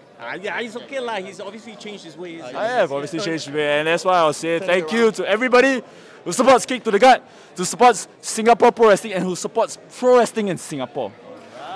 Mr. Young. Yes. Farhan, thank you guys. Thank you. Woo. Mr. Young, I got one thing that you need to do. What? Hold this microphone. Okay. Yeah! Oh my god. Oh, what? Bro! STD.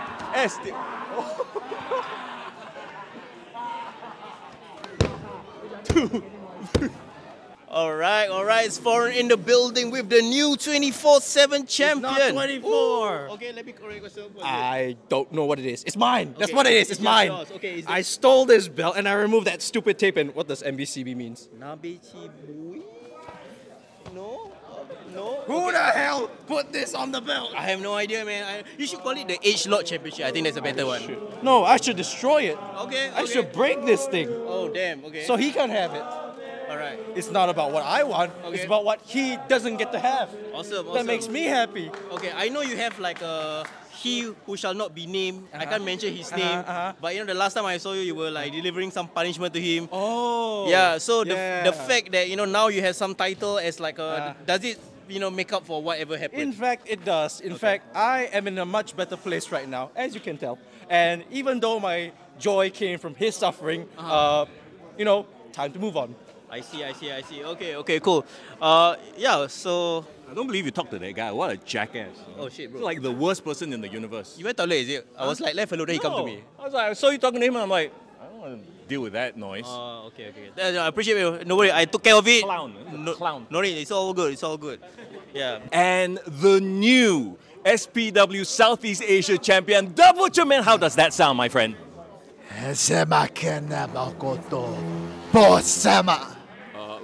What? Glasses? Glasses? Okay. Cannot. Sorry, my one very high. Okay, cannot. Ni hao ma. Hey, the wrong glasses lah. Hey, how about this one? This one. This one. Hi guys. Thank goodness. I can't see, by the way, but hey. It's all good. Tell me about this championship win. What does it mean to you? So there's a lot of love that's pouring out of me, and love you too. I love my podcast fam. So I just want to let everybody know whoever was told that you can't do what you love to do. Me winning this, I hope, is proof that you can do what you believe in. Can I also ask, like, how important is your wife as a support for everything you've gone through in wrestling? You know, my partner is here as well, being part of this journey as well. So I can relate. So how does it feel to have her by your side for this championship win? Love you. Baby, I did it. I did it for us.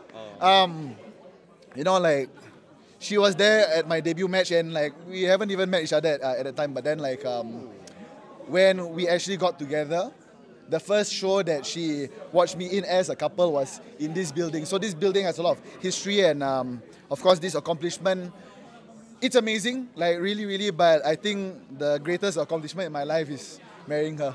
I have nothing else to say after this. Talk to us about the future, the road ahead. I know you just won the title. You want to, go back and celebrate and all that. But with the title comes challengers.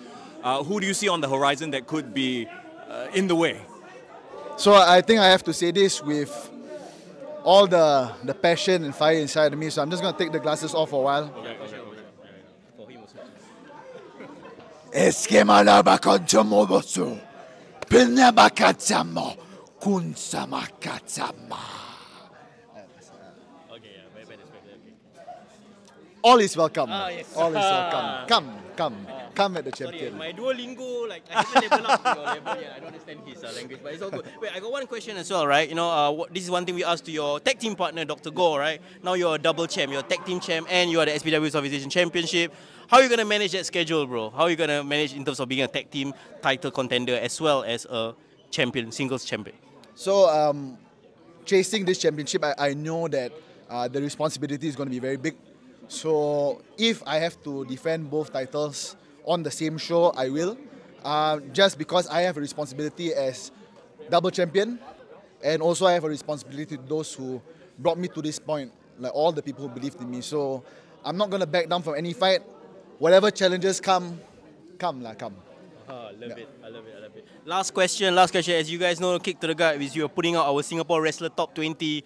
And this big title win and this big victory, a very high chance, bro. Where do you see yourself ending up on that list? We asked this question to Dr. Gore. He was being very coy, but I think you know and you're confident of yourself as well.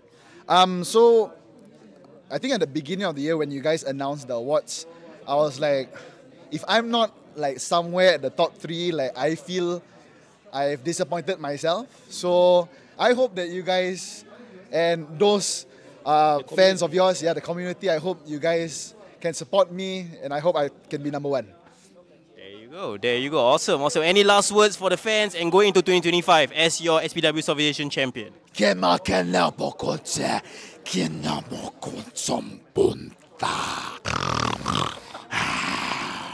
And we are here with the former SPW Southeast Asia champion. I know it's a hard pill to swallow. It's still very fresh.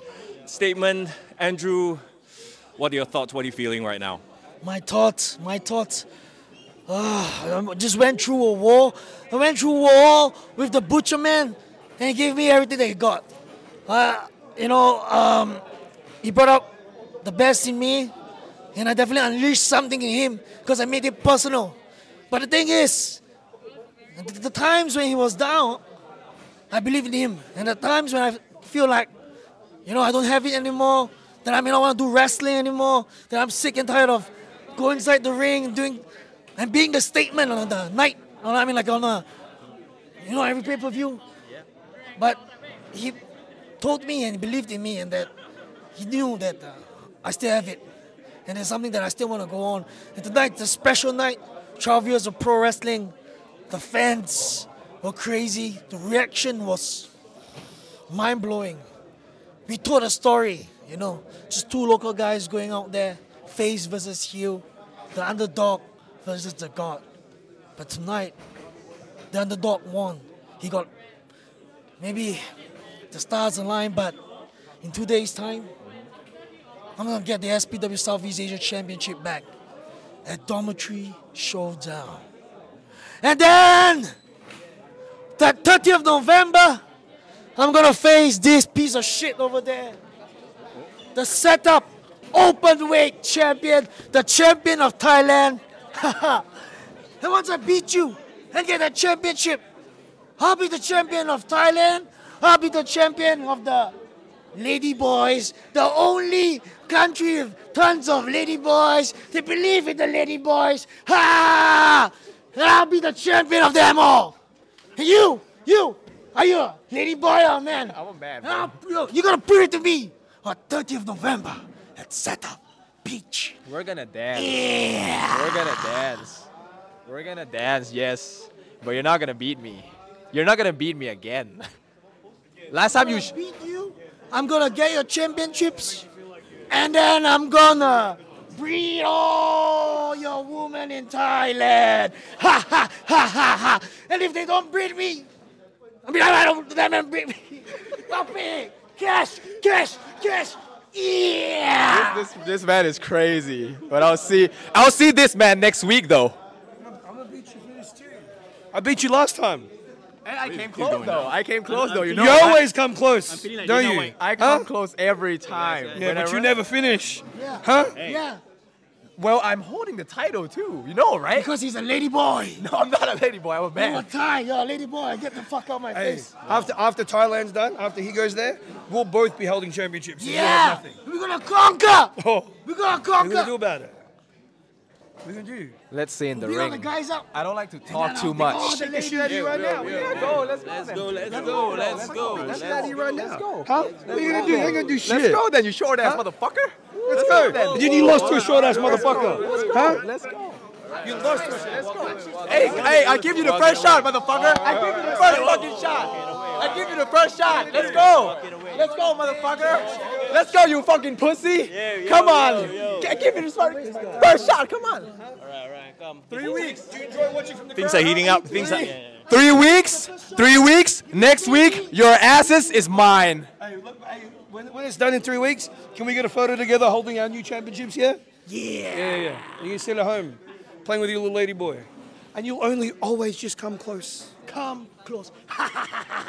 It's funny, bro. Nice sandals, bro. Did you get them from Jesus or something? Start praying. What are you gonna do? You ain't gonna walk on water. You need more miracles than that to beat us. I am your god. Yeah. This is the tag team you didn't know you wanted. You ain't nothing, bro. What are you gonna do? What? You ain't got nothing. Maybe we should tag here. Yeah, man. All right. That means motherfucker in Thai. Okay, I just went to Bangkok. I love Thailand. You know, great. We do. Yeah, Great yeah. people, land of 1,000 smiles. Yeah, I love you the know. nasi pataya. Wait, that was Bangkok or? What? Yeah, no, what? Okay, so Okay, doesn't matter. Yeah, it's all good. It's all good. anything can happen in a wrestling event. Actually, we have not done with our interview with Statement because I think he's very done with what we got one last thing we wanted to ask. We do. Oh. Okay. So one thing that Butcher said right in our podcast last week, he was saying that you were actually his first trainer. You are the one that actually trained him at the beginning of SPW. Yeah. So can you just talk about like that whole journey 12 years later, seeing his growth? Yeah, it's a remarkable growth, man. Butcherman is one of the most respected wrestlers on the roster. I have so much respect for him because, over time he became a very good wrestler. And, at times when I'm down and out or I'm busy, he's always taking time and taking the effort to be a trainer to all the younger boys. He's really a role model. To me, I feel like he's a locker room leader. Everyone looks up to him. There's nothing to hate about that man, and I have so much respect for him. So as you can see, like in the match with him, like we really had so much emotions because we're gonna go out there, we're gonna really just steal the show. Because I believe in him, he believes in me. There's so much trust I have in him. I love that guy. But I'm gonna take back my championship. And here we go. It's Hotshot Wilson in the house. What's up, bro? It's been a while, huh? Yeah, it has definitely been. I think Yeah, since man. 2019, that's the last time I came to the podcast. Shortly after the formation of Inglorious. I remember that. For some weird reason, I remember the picture we took of all of us pointing at the camera. You know, the Inglorious pose, that kind of thing. Yeah. Bro, 5 years is like a lifetime, man. That's pre-COVID. How crazy is that? It's insane, man. Yeah. Wow. Can we talk about Inglorious, 5 years of Inglorious? How do you feel about it? Do you think it felt like just yesterday that you guys formed that faction? Oh, that moment is always in my memory. Nothing can take away that moment from me, the formation of Inglorious. I felt like that was a very big step up from what Grapplemax was also. It was like a very big turning point. And that moment is insane. I always replay it in my mind. Yeah. And we talk about how Bloodline started off as the biggest heel faction and now suddenly the biggest babyface faction, the OG Bloodline. Inglourious also had a similar journey. You guys started off as heels. I remember when we first started the podcast, everyone was talking about how much you're such a natural babyface. Cannot one lah, this guy turned heel, cannot one. And then, wow, you ran with that heel turn as Hotshot and then it came full circle. You were like essentially the babyface of Grapplemax this last 1 year. Like, talk to us about that journey. So we started off as heels definitely, but once as time goes by, there definitely be some adjustments. We just have to show that ultimately at the end of the day, we are still the leading faction of Grapplemax. This past 1 year as champ, it's definitely something different. I'm not really involved in much Inglorious tag team matches, but it's definitely an experience on its own. I have to step up my game. No longer, because I want to do things on my way right now. So I have to try to step up, have to have more opportunities to face bigger stars and one-on-one longer matches and more important matches. Because I want to elevate this brand. Right. And also for like a lot of the matches that you've had, the main event matches, right? I realize also like, you don't rely on your teammates quite as much anymore. Because, when you were still Inglorious, all heels, you guys team fight tactics lah, as it were, right? Now, not so much. How has it been sort of becoming your own man, as it were? I mean, during the early days, of course, I definitely needed some guidance. Needed help from N-Boss, needed help from Remus, but ultimately at the end of the day, I still want to be my own guy. I still want to be that I still believe in my own personal capabilities that I can do this myself. When I'm champion, I don't need extra help. I just want to show the world that I have what it takes to be champion. I don't need extra help. Is it weird though? Like, there's a lot of sentiment. I don't know if you feel it as well, but like, you're the champ. You've been champ. You've defended the title several times already. But people sometimes still see, hey, this fella a bit of an underdog. Do you feel that? And how do you feel about that sentiment? I guess maybe I do feel that sometimes that people might think that when I'm faced against bigger guys, I don't think I'm a very big guy myself. And sometimes when I face guys like Prabhu, much bigger guy than me, they always have the sense that I'm still an underdog. But these are people's perception. I can't really change it. So I just have to show that them at the end of the day, I am the champion. And there's a reason why I'm champion. Nice. And also the crazy thing is like, we are going to 1 year of you as champion, right?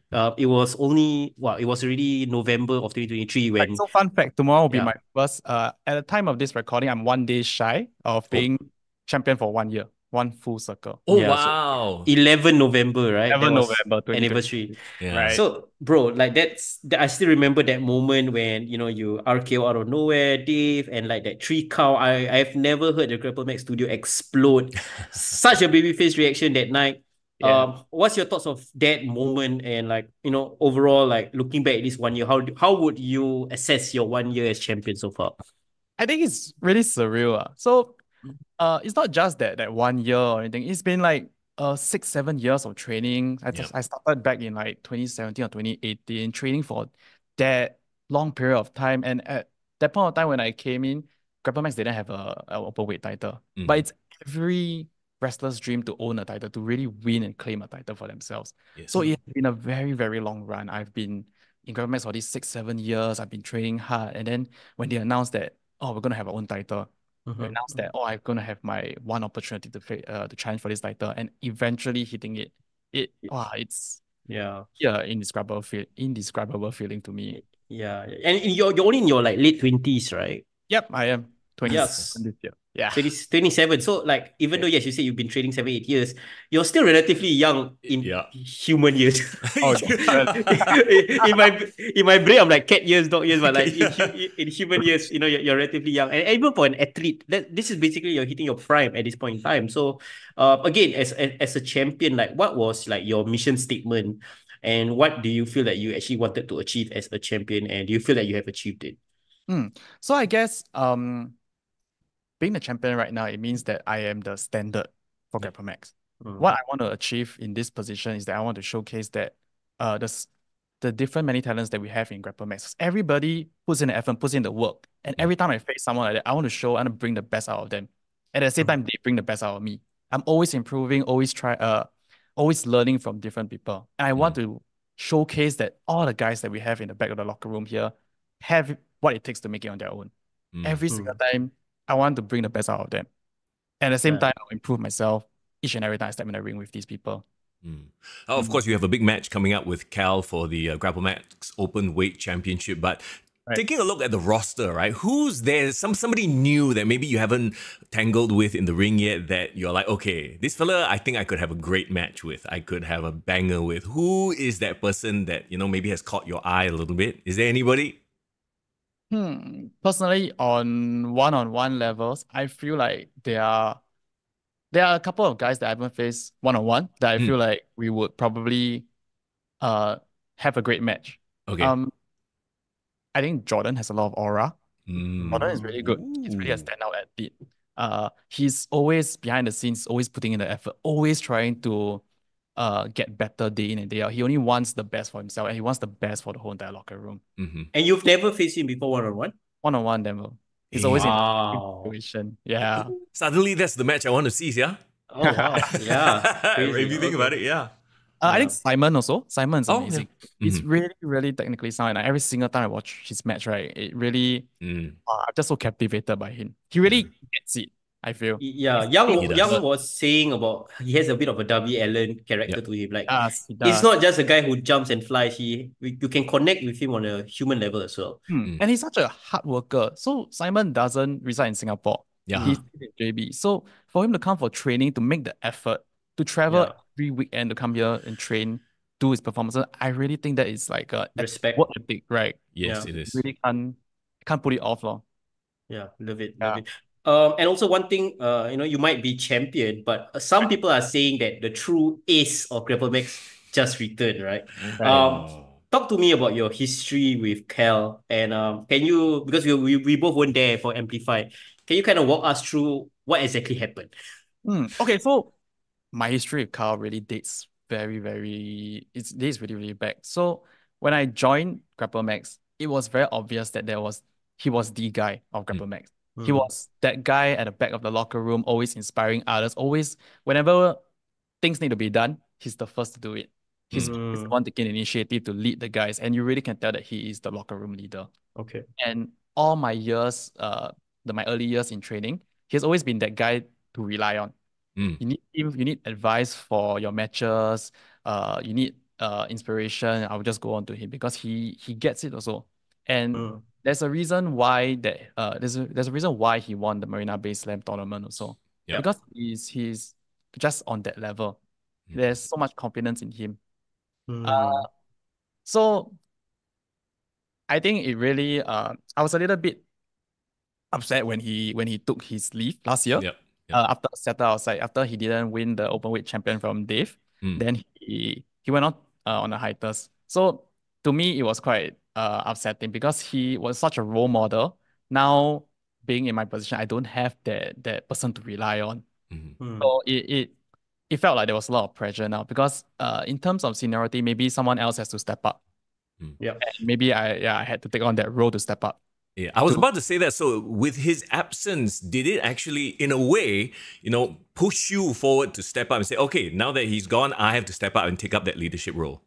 Oh, definitely. I feel like it was part of my I felt this responsibility to bear because he really was the locker room leader, and when he left, I didn't really think that there were much. There was still Ramus, so I feel like we really had to take over from where he left off to give the newer guys like some sort of direction, some sort of a person to rely on. And when he came back last Amplify, I was beyond overjoyed to see him to come back.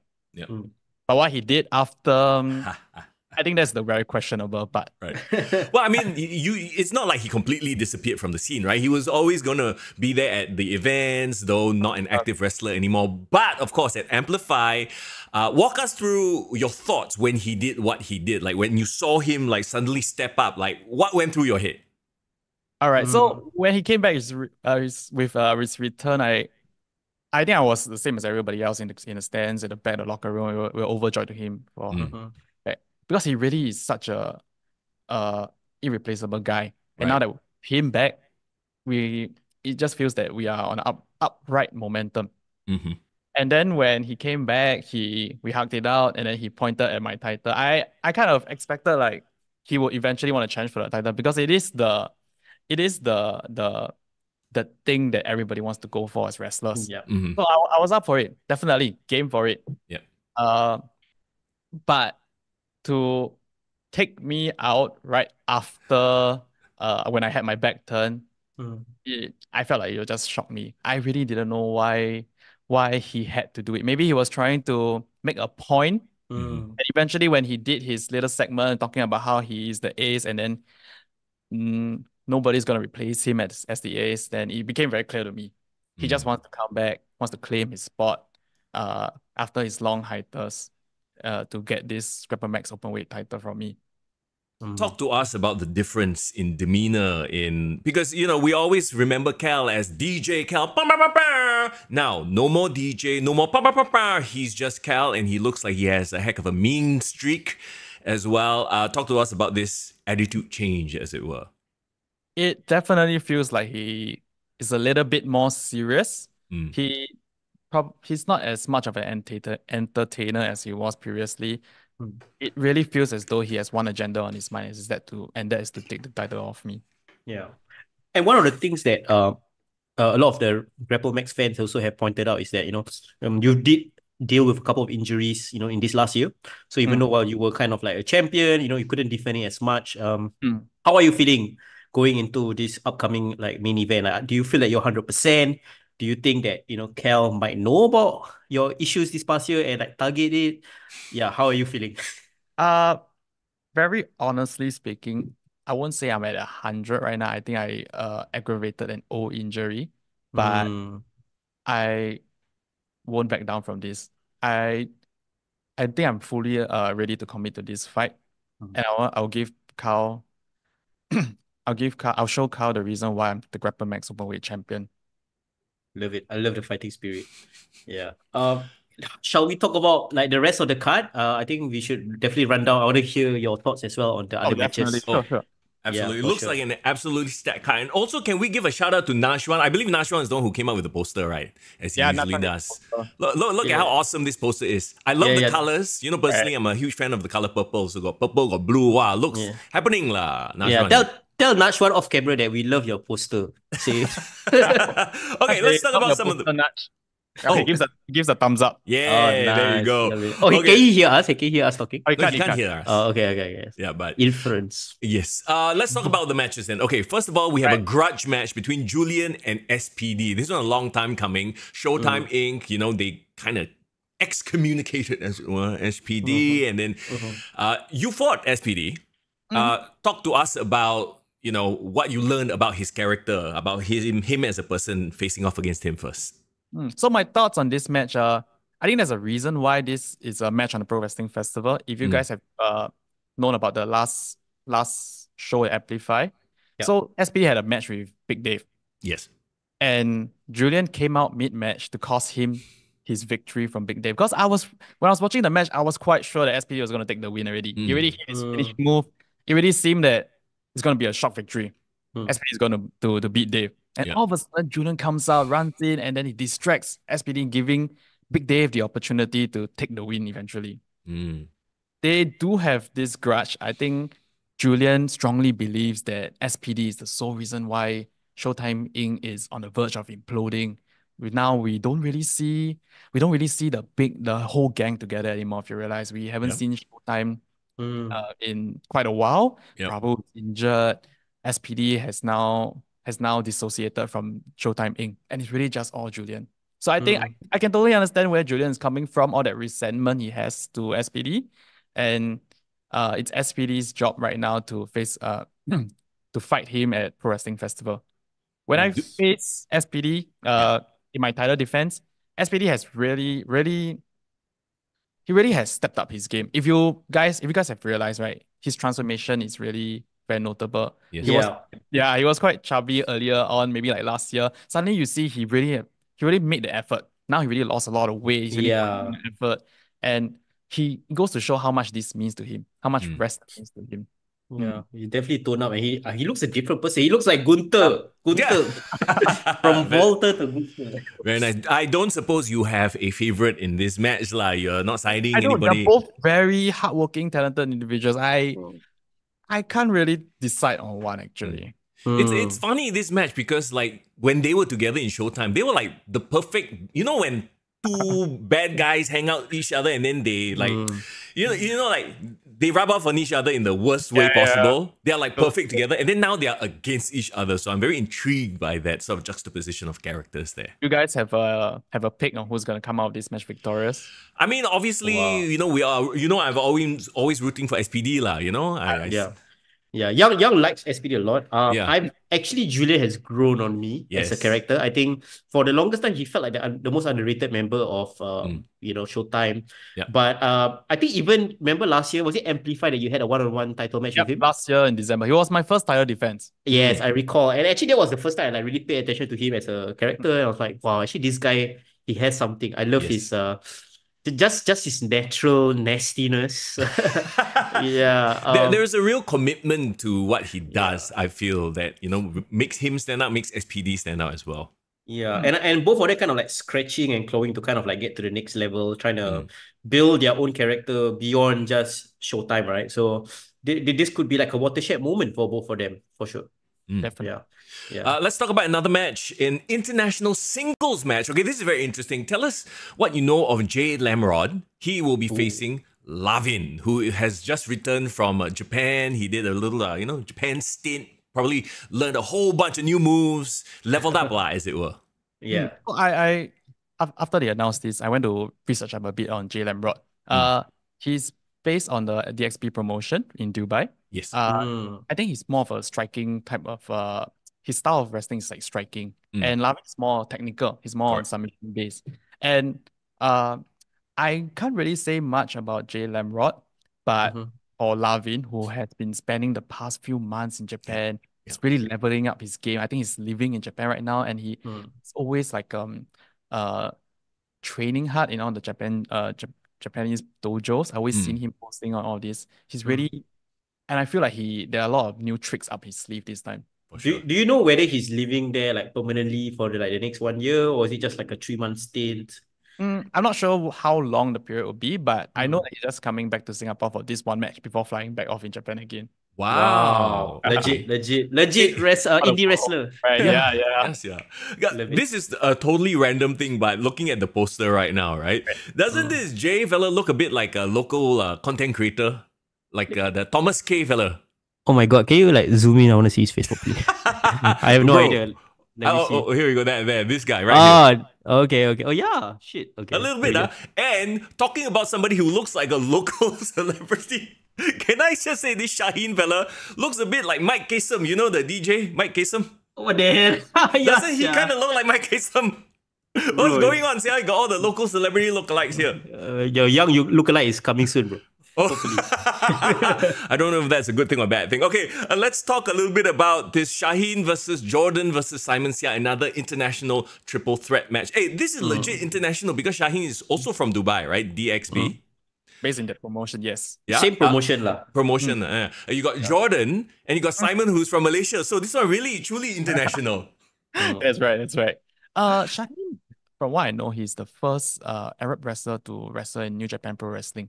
Wow. Okay. He's really, he's a high flyer type. So he just along with our guy Simon. both of them, I think, will have pretty similar styles. And well, I can't wait to watch that match because I believe it really will show. It's going to showcase a lot of very exciting moves. It's going to be interesting too because Jordan is in there as the lone striker. Right. You cannot discount Jordan. Jordan is an opportunist. Whenever he sees an opportunity, he's just going to go for it. So, Shaheen and Simon, they really have to watch their back and not let Jordan take an opportunity to win this match eventually. Interesting. And also another thing is about with Lavin and this J Lamrod, right? Like, can you talk about like their style clash? Like, what kind of match do you think we can expect from both wrestlers? I know that Lavin is very technical based. He always wants to ground his opponents.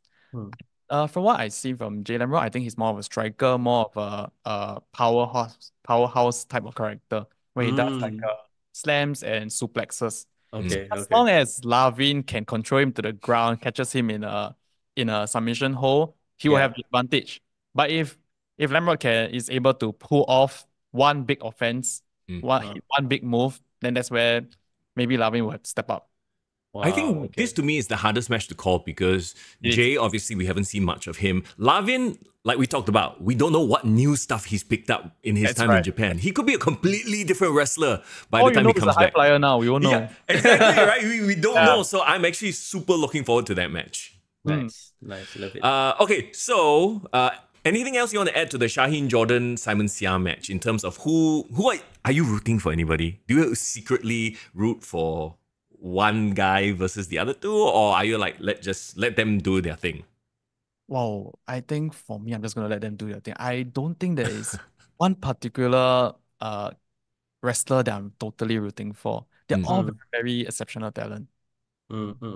Well, Simon, I think should be the crowd favorite. You know how Jordan is or has been since his return.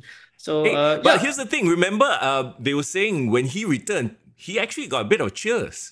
So it's an interesting dynamic to see, like, okay, will the crowd there see his, oppa? I mean, he doesn't want to be associated with that anymore. I know, I understand, I respect that.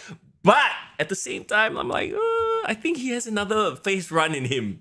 Bro. I think definitely the crowd definitely miss Jordan. Jordan just from a long hiatus also. The crowd might miss Oppa, but they might fall in love with the new Habibi. So you never know, bro. Shaheen, a good-looking fella, bro. You never know. Mike Kasem apparently wrestling now.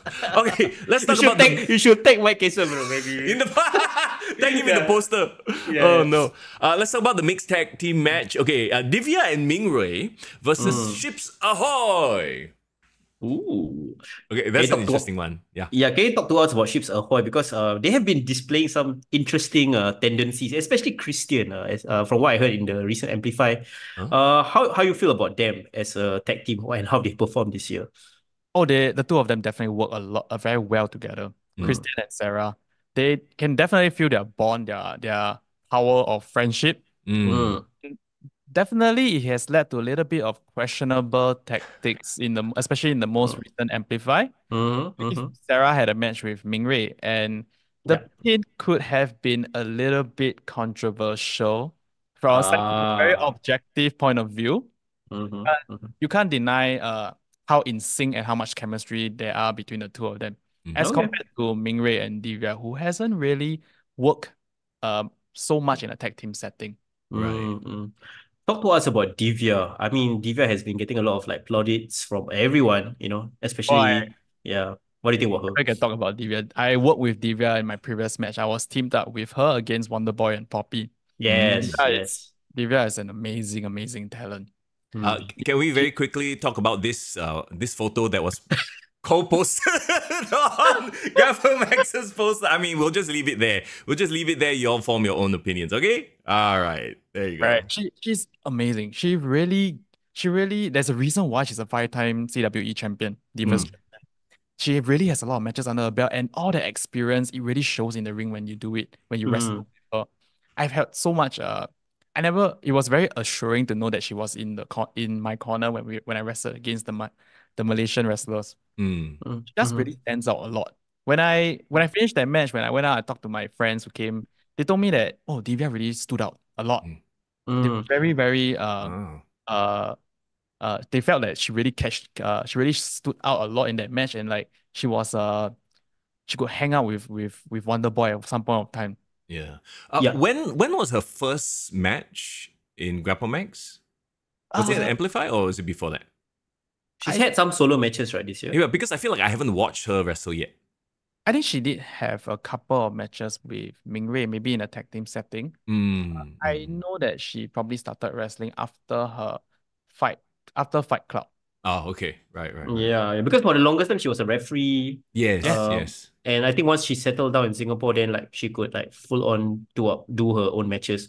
Do you feel like if there was gonna be like a women's title in Grapplemax, if there ever was going to be one, is she like a shoe-in to be like the first champion, given her experience, her levels, her aura? What do you think? I would say she'll be a favorite to win if there's a women's title in Grapplemax. How many, like, okay, we have Mingray, we have Sarah, we have Divya. Do you miss out anyone? TJ in the women's we haven't division. seen her in a while though. Yeah. We haven't seen her in a while, so yeah. Yeah. So how many female wrestlers we have? I think about technically 3 that's very active, right? 3 active wrestlers, yes. Okay, cool. Yeah, definitely. I feel like with Divya is like at the forefront. There's a lot of opportunities, for the women to potentially create this own division. But I guess you need more bodies, lah. Yeah. But the thing is that she doesn't have to challenge for a Divas. Like, they don't have to have a women's title for her. She can always challenge for the Openweight also. That's true. Ooh. That's very true. Yeah, exactly. Openweight title has no gender. Divya can challenge for it. Anyone can challenge for it. Are you throwing the gauntlet down here? Throwing out a little bit of a challenge? Is I'm a that what's fighting going champion. I will take whatever comes. Wow. Let me just post this up here one more time. Everybody, what's going on with this? No, I'm just saying. Gauntlet has been thrown down. The challenge has been laid. There you go. It's giving me Tessa Blanchard vibes. Remember that Tessa was like the TNA champion, champ, right? Yes. Yeah. I would love to see. Correct. Okay. Let's go for it. Nice. Okay. And then of course we have the tag team title match. The big, finals for the tag team tournament. Aussie versus Broken Bad. Let's talk about this. Ooh. Okay. There's the poster. So do you have any team that you are rooting for here? Wow. Yeah. Wow, this could really go both ways. This is one of the hardest matches for me to even decide. Can we also bring up the fact that it's like both teams are a bit toxic relationship teams? You think about it in a way, right? Right? Oh, yeah. You got Aussie, where Sean is kind of like, downplaying his partner a bit, right? And then you got Dave and Ban, and we all remember Ban used to be this nice boy, do everything right, and then suddenly he broke bad. So, what's going on? I think actually, based on the last Amplify, I don't think Aussie is that much uncoordinated as before. It seems that they have worked out their differences, maybe in the back, because they really do feel like the old Aussie again. The one that are on the same page. Yep. They understand each other very well. That match that they had against Justin and Simon was great. The chemistry was there. It felt like they really were in sync, so in sync. So these two have been wrestling together for a very, very long time. Even in 2022, after COVID, I think they had their matches against Inglorious. They faced lots of tag teams. The two of them are so in sync, and I feel that, honestly, if you ask me what tag team should be the inaugural tag team champions, right? Naturally, I would think it's the Aussies. Okay. But you cannot discount the fact that Broken Bad are forced to be reckoned with also. Yeah. It's almost like they are the surprise tag team of the year. Like they were so unlikely allies, and then somehow they've gotten all the victories and lasted all the way to the end. So it's almost as if Bun's turn to the dark side has been a boon for the tag team, yeah? And if you think about it, right, I felt that Broken Bad had the toughest qualifying stages for this tag team championship. They faced Glorious in the first round, then they faced Best Bros. And they beat Bros. Yes. Yeah, they beat two great teams. Yeah. And let's not discount Big Dave as a singles wrestler, still like kicking ass, still winning matches. For sure. On the side, yeah. So Big Dave is such a guy, right, that has so much experience, so much credibility, right? That he's the first inaugural Openweight champion. And there's a reason why. Now with someone on tagging with him, Mm-hmm. I really don't think that you should not believe that he could also be the inaugural tag team champion. Oh yeah, Yeah. he could that's true. literally be 2 firsts within Exactly. Grapplemax. That's actually huge. I just had a very interesting thought, right? Right. Do either of these teams survive as a team if they don't win? Considering their relationship. If you think about it, let's say Aussie lose. I mean, they've been working together fine because they've been winning, but especially with what Sean has displayed in the past couple of months, will they survive a loss here? That's a question. And then you got Dave and Ban who, they're working together now because Ban has turned to the dark side, right? Doing Dave's bidding, as it were. And if it doesn't pan out, then will Dave be like, okay, well, it's your fault. I see a lot of very interesting scenarios here. What about you, Wilson? Do you think will they survive not winning, these teams? I don't really think that they will not survive if they do lose this opportunity to be tag team champions. Aussies, even with their relationship that they have, I feel like at the end of the day, they still work so well together, and I feel like no matter what, they'll still settle aside whatever differences they have, and then they'll fight for the title eventually again. Yeah. I mean, Young brought up a great point. Like, depending on what happens in this match, there might be a lot of irreversible repercussions. Yeah. And, we've been talking about the Singapore Wrestler Top 20 as well. I really feel both wrestlers or both teams have a strong claim to at least be in the top 10, and like winning the inaugural tag team championships might push them out really high up the list. So we are excited for that as well on the podcast side. I don't know why, but I have this in my mind, and this is just me purely fantasy booking this, but imagine if Aussie, I'm not saying I'm rooting against them, but imagine if they lose and Sean loses it on YC and takes out YC, and then YC takes a break. And then the return. You see where I'm going with that? Yeah. Paternity leave is real, bro. You gotta get the paternity leave. Well, yeah, exactly. Anyway, I'm just putting that out in the universe, huh? Okay. It's an interesting scenario. So you guys have picks for this? Oh, okay. Crazy part of me wants like Broken Bat to be the inaugural champion. Okay. Why crazy? Because all metrics point towards like the established team should be the inaugural champions. Do you want Dave to hear this, by the way? He will have words for you. You are rooting against him, Bro, I said I want his team to be the inaugural champion. You want? No, I thought Aussie is supposed to be an established team. I thought you want them to win. No. That's actually the crazy part of me wants Broken Bat to be the champions, right? Sure. Yeah, because I just feel like NXT, they did the Dusty tag team tournaments, and like the inaugural champions are always like random teams put together. Like I remember Ricochet and Aleister Black became. Yeah, that's true. Yeah, because I feel like Aussie, even if they don't win this, like their team is very established already. They almost do not need this title to kind of like, establish or cement their legacy. Broken Bat needs it, but of course it depends on how long Broken Bat is supposed to stay as a team, Yeah. What do you think? Personally, for payoff reasons, I want to see Aussie lose and break up. For payoff reasons. Because we've seen the friction between them for like months already. It's like, okay, where's the payoff, right? So to me, that's what I'd like to see. But once again, it's just fantasy booking.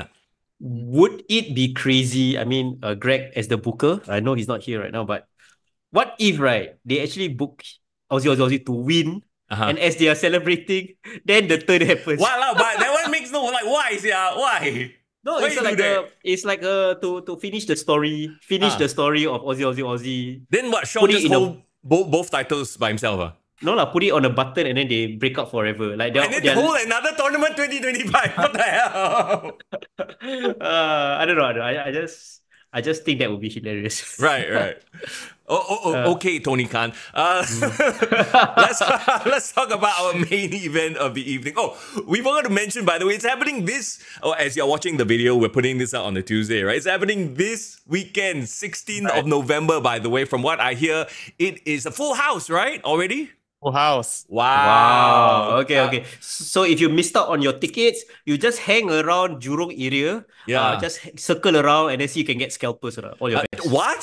What? Don't Sorry? support scalpers, please. Oh, okay, Jurong Spring Community Club Multi-Purpose Hall. Actually, it's a whole festival vibe, right? There are workshops and everything. The show itself is sold out, but the workshops, can people still come in and sign up, or is it a walk-in thing? Do you know? I need to reconfirm on this, but I think just stay around Jurong area. Yeah. If you're ever interested in pro wrestling, just hang by. Maybe you can come in and just see whether it's an open and walk in, and then you can come in and try out wrestling.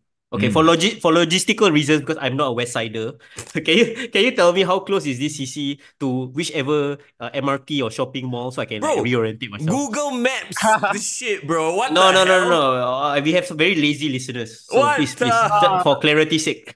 Well, then I have to go and Google myself also. Okay. I'm making the world champion work. Wait. I will do the work for you. Go ahead. If I'm not wrong, is it Chinese Garden? Chinese Garden MRT? Yeah. Shut up, lah. You asking this fucking question. No. Our listeners deserve to have all the full information here. Okay, come. Look, right there, live on the recording. Google Map. There it Let's is. go. Jurong Spring Community Club. Okay. Where's the MRT? I'm zooming up. There's a Rulang Primary School there. Oh damn! I've heard of Rulang. I don't see a MRT. There's no MRT. I'm sure there is. Boon Lake, Wait, got bus lah. See, this Yeah is lah, a bus got bus stop. lah, got Where bus. the Lakeside is it? It seems like a long ass walk though. I think it's a bus stop away from the MRT. So you might have to take a bus and then take MRT. Yeah. I mean, I can't complain. MRT then bus. Sorry. Can't complain because previously when Grapplemax had their place was in Tampines at Yoha building, everyone was complaining like if I don't live in the east, damn hard to get there, blah blah blah. So, Right. Now West Siders have a chance to rejoice. Yes. Exactly. I mean, you are as a central person. I've run into you a couple of times in Toa Payoh. I think how does it feel to finally see your West Side fans? West Side. I think great. I think we'll definitely see some old faces. I think there are some guys that used to come, but then because Grapplemax are higher, mostly in the east, and we don't really see them as often. But now now we're having this event in the west, and I think we're gonna see some of them again. I love it. So that takes us to our main event, of course, for the Grapplemax Openweight Championship. It's no longer DJ Cal versus Hotshot. All right. Talk to us about this match. We talked about how Cal has a new attitude. Are you factoring that in, or are you just thinking of Cal as you remember him and going, you know what? Forget about the attitude. I'm just going to beat this guy in the ring. So I think if you look at it statistically wise, I faced Cal 2 times on one-on-one occasions. I haven't won before. Cal is always victorious in the past 2 matches that we faced out. Okay. But if you think about it, the past 2 anniversary shows that Cal has been involved in, he hasn't won either.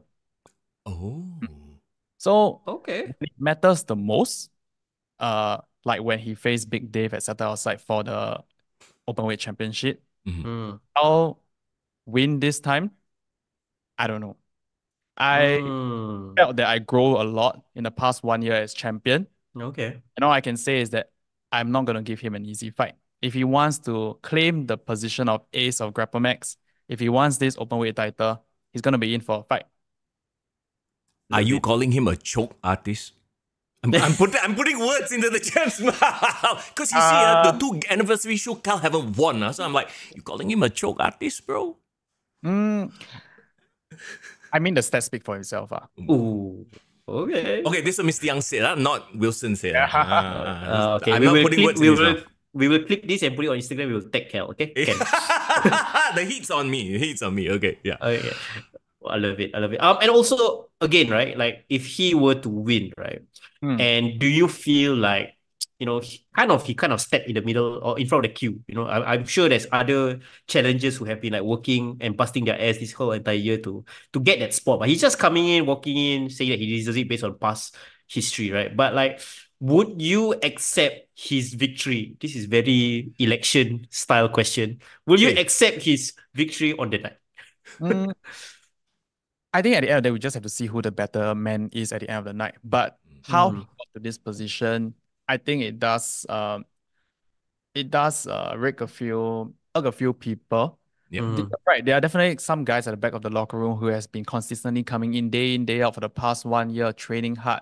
And this guy comes in after his one long break, jumps in front of the queue of everybody. Yeah, agree. Just based on the fact that he was the ace previously and says that I want to challenge for this openweight title. Straight away, in anniversary show, definitely is gonna just make a few people upset right there. Yep. So I think it's my job to show him that he was the ace, but the thing is that he was the ace. All times are different. Nice. And I'm gonna step up, face him, and show him who the ace of Grapplemax really is right now. He definitely was a very beloved individual, within the community. Is there any part of you that is worried that, the crowd will be behind him on the day? Because usually the crowd is behind you. But because he's making his return, he's been away for so long, even though he has a bit of an attitude now, right? A bit nastier edge, as it were. But does it bug you that the crowd might be on his side come, Pro Wrestling Festival? I think it really, I don't think it really bothers me because the crowd should have the freedom to root for whoever they want. Agreed. So if they're rooting for him, that's all right with me. Because I believe that I do have my own set of fans that will root for me in this match against him also. Love it. And also one other thing as well, right? Like, looking beyond Grapplemax Festival. And of course, this is the anniversary shows. It's a big deal for you guys. Yep. But can you give any sort of inkling on like what 2025 has in store for Grapplemax? Because I think this whole year was proof that, you guys can put on monthly shows. Yeah. You guys have done all kinds of outreach, from Night Festival. So many cool things that you guys have done this year. Where do you see 2025 for Grapplemax? Translation, has Nashwan designed the Marvel style poster for the timeline? Timeline really. Timeline. He got do it or not? That's the question. I think he's still working on it. Oh, okay. Probably after Pro Wrestling Festival, because things might change back then. In Pro Wrestling Festival, a lot of things will change. We're going to crown inaugural champions. We're going to have to see whether the Openweight champion is still under me. There's a lot of things. I think 2025 is going to be big. It's going to be huge for us. Personally, I would like to see more collaborations with different promotions overseas. This year we had a collaboration with MyPW. We did Cosplay Jam. A bunch of us, we went to Malaysia and then we had this Cosplay Jam show in Malaysia. So I really want to see more of that. But maybe not just Malaysia, maybe other countries also. That's what I'm looking forward to. We'd love to see you guys. Yeah. Do you have a wish list of where you would like to wrestle that you haven't already wrestled? Oh, I only wrestle in Malaysia besides Singapore. Oh, okay. So where else would you like to, wrestle? I think right now I am up for anything. Oh. I want to learn how different countries do it. Everybody has different styles. So I think I'm very keen to go and expose myself to the different styles of different promotions also. There has been recently we collaborated with the Philippine wrestling also with the YOLO Twins in Dual Destiny. We love YOLO Twins. So SPW recently went to Philippines to wrestle for their promotion also. Nice. Looking forward for opportunities to wrestle in Philippines, in maybe Taiwan. I think Aussie might open the doors for Australia potentially. Wrestle in Australia also. This year they Yes, correct.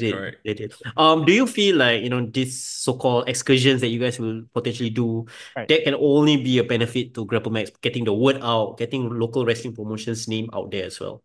Definitely, we're gonna we can use this opportunity to show different promotions that there is wrestling in Singapore and we have damn good wrestling in Singapore. So I think the big goal, a lot of people has kind of talked to me as well. They say like, guys, like if ever there's a way to do like a Southeast Asian Wrestle Kingdom, I know a lot of previous companies have tried it before, but I think with like the kind of connections you guys are making, and also you guys have New Japan as well as a backer. Right. Why not? I would love to see that as well. Singapore Tourism Board, please pump in money so we can hold one big one at National Stadium. See, at the end of the day, we need one backer, one government body coming back. Technically, Grapplemax Festival has a backer, right? Yeah, sure. So like depending on the success of this, PA PA. Next level. Let's bring it to the next level. Make it a Southeast Asia thing so that all the people from Thailand, Malaysia, Vietnam all can come down to see the big quote unquote big Southeast Asia show. Yeah, for sure. We would love to do that as well on our side to support Absolutely. you guys. Yeah. Okay, Wilson, any last words you want to say to the fans, the people who have supported you all throughout your entire journey, Grapplemax fans as well? I think it's been a heck of 1 year, and it's been a very, very great time being champion for this 1 year. Yeah. I want to continue being champion for the next year and as long as I can hold this title. So keen to see you guys at Pro Wrestling Festival on 16th of November. Looking forward to it. Love it. We'll definitely say hi. Hopefully we can grab an interview as still the champion. Yes. Definitely. There you go. That's Hotshot Wilson. Can't wait to see him go up against Cal at Grapplemax's Pro Wrestling Festival this upcoming weekend. Your podcast boys will be there, so if you see us there, please come and say hi to us, okay? Come take some pictures with us. Yeah, love it. And it's going to be an exciting weekend. And once the show is wrapped up, the next thing to look forward to, guys, Singapore Wrestler Top 20, 1st December. Don't forget. Can't Mark wait. out your calendar dates. Oh, yeah. And of course, as always, we have a lovely Discord community where we all chat about pro wrestling. Links are in the bio. And if you want to take your support of the podcast to the next level, you can always check out our Patreon and check out what tier of support you're comfortable with. Hey, whatever it is, we appreciate you. Yeah, for sure. But let's come for those some of our listeners who don't really watch local wrestling. I know you're here for You should.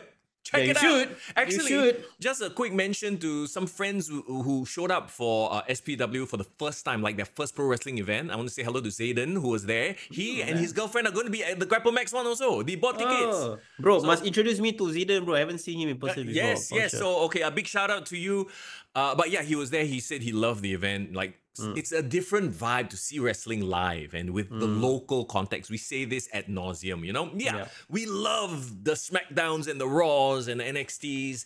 AEW is very debatable.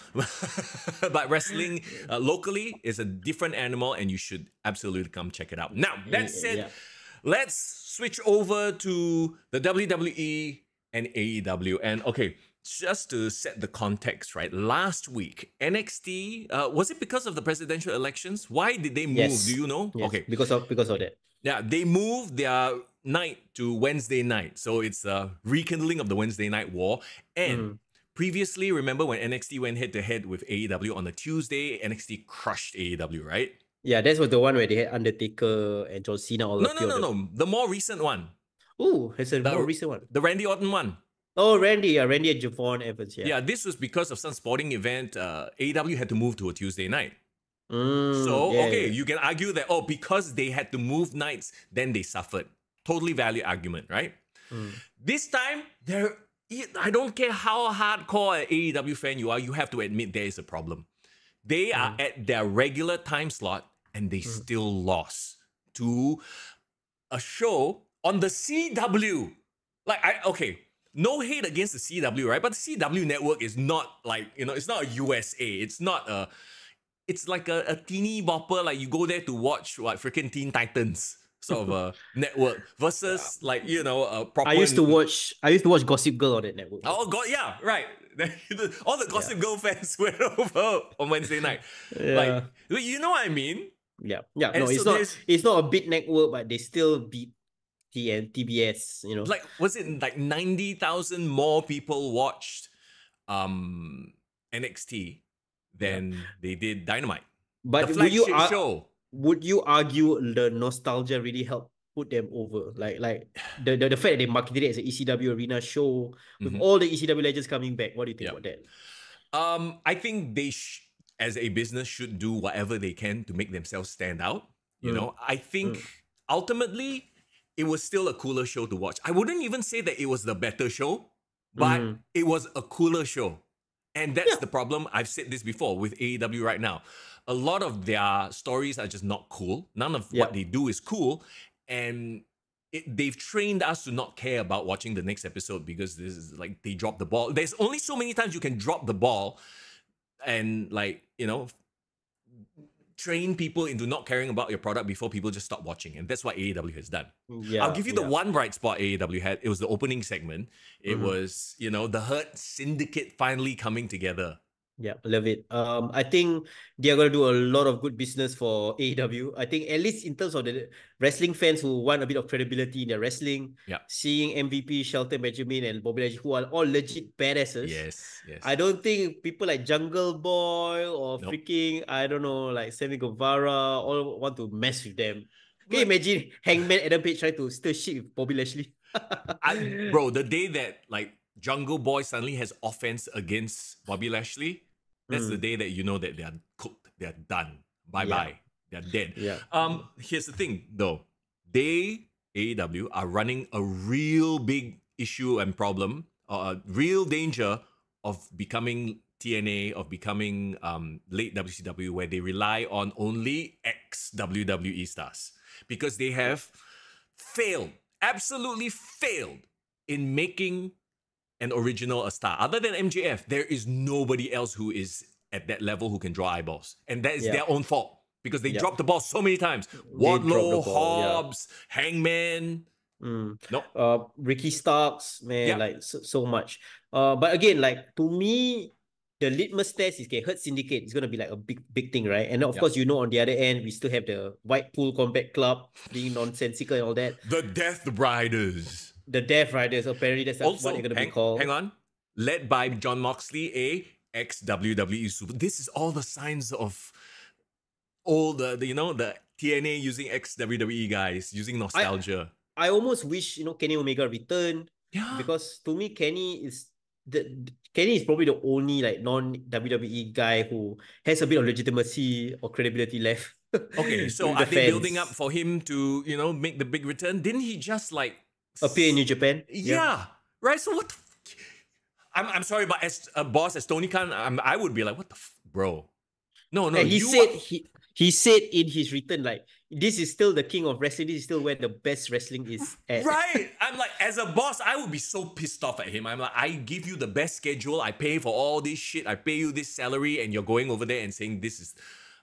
Meanwhile, your product in AEW is tanking. But can we be honest? That's probably how he really feels. Like that's it. But then, I mean, we all know this. It's a leadership problem, And back to this, AEW. That's the only thing I remember. The Hurt Syndicate stuff. Other than that, I don't remember a damn thing. And to be honest, like watching the rest of the show was a chore. There was no emotion. There was no reason for me to care. I'm tuning out for Full Gear because they're gonna have Moxley versus Orange Cassidy as a world title match. Like, not a fan. Nope. And do you see the YouTube numbers for Orange Cassidy going out and cutting a promo? Why? It was over a week ago, right? He had only 100K views. Okay. And that was supposed to be the top story, by the way. Yeah. AEW defenders want to say that, these TV ratings don't count. People watch streaming. Look at the YouTube numbers. Their YouTube numbers, right, from for year to year have also been declining. Yeah, it's trends. You don't see like certain clips do poorly. It's okay. There are aberrations, right? But you look at trends. If year on year their viewership in all platforms is dropping, there is a problem. Stop deluding yourself into thinking that isn't a problem. Is Hurt Syndicate the answer though? No, because not it depends on how they are booked or if they are just booking themselves. It's gonna be like the CM Punk problem where he only wrestles his friends because nobody else wants to work with them. It will never be a problem that is resolved until Tony Khan steps back and they get proper management to come in and say, everybody play together so you can make money. You're not here to go and hang out with your friends and make clicks. The only way this can be a success is if Hurt Syndicate builds up a AEW like homegrown star. Like, I would consider so strictly a homegrown star only because like whatever he's done in AEW, I would say is gonna be his legacy more than whatever he's done in WWE. But again, how would Swerve look across from Bobby Lashley? You know what I mean? Yeah. So I don't know. Of course we still have Will Ospreay. Don't forget about him. I forgot about him already. Yeah, I mean, like those are people that you should be building your company around, but like don't fuck around with them lah. Put Will Ospreay at the top and let him, let him get the reps in. they are suffering from a post attitude era problem that WWE had, right? All their top stars are gone, or like the stars that they wanted to be top stars was never stars in the end. So they have to build new stars and they have to put their wagon behind new people right now. They are It's gonna be literally tough, they are literally the worst of the post attitude era WWE and like the dying days of WCW. That's the combination. That's what AEW is right now. and it's only been like 5 years. Like they went and experienced that high and low so fast. It's crazy to see. And on the other channel, on NXT, like I said, what you had was legends coming in and giving people the rub. You know, I think that was so important. They were not, the legends were not the main focus. They were there to pull in, like, you know, you got RVD, right? You had the Bubba, Dudleys. the Dudleys. And you see what they did symbolically, they gave Trick, like, the glasses. Like, it's a very passing the torch moment. Yes, we are endorsing this guy. This is the next big star, right? There were a lot of those moments. Freaking Tony D'Angelo, as much as I dislike his gimmick, the fact that he went up against Nunzio and Tony Mamaluke, I'm like, hey, I love it. You know, like, that was a nostalgia blast. Right? Like, no matter how cheesy that shit, that gimmick, that story, maybe I don't like it, but I enjoyed it because I'm like, oh yeah, I remember those Italian, the FBI, the full-blooded Italians, right? Yeah. RVD, I think, was a great use as well. Like, nothing over, and we just saw RVD on AEW. So the fact that he's like, I don't give a fuck, I'm going to go to WWE, I'm going to go to AEW. Who did he give the rub to? I know he appeared in a backstage segment with one of the girls. They did like the split thing, right? Wesley. Yeah, he came out during the Wesley Javon Evans. I guess I get giving the rub to the high flyers lah. Makes sense. It makes perfect sense, right? Yeah. This is the way you should use like legends. Your legends lah. Like, I think AEW can learn a lot from it as well. Like, you have your legends coming in, which I would consider Bobby Lashley as a legend already. Level up, you know, the likes of Swerve. Level up Will Hobbs, which I hope that's going to be the case eventually. Like, because these stars need to work with the younger stars so that they can be seasoned. That's the only thing. But no, that is not. See, what they do, AEW, is they bring in a legend like Adam Copeland, Edge, immediately have him feud with Christian, the money feud, within 2 months, done. Pago out. All right, wrap up, move on. And then break his leg jumping off a freaking cage. And they were also against Malachi Black, not even like a AEW guy, you know? Yeah. And talking about Malachi Black also having like a banger of a match with Adam Cole, right? Yeah, it was a good match. Those two can go, but it's like, wow, Malachi is so like inconsequential right now.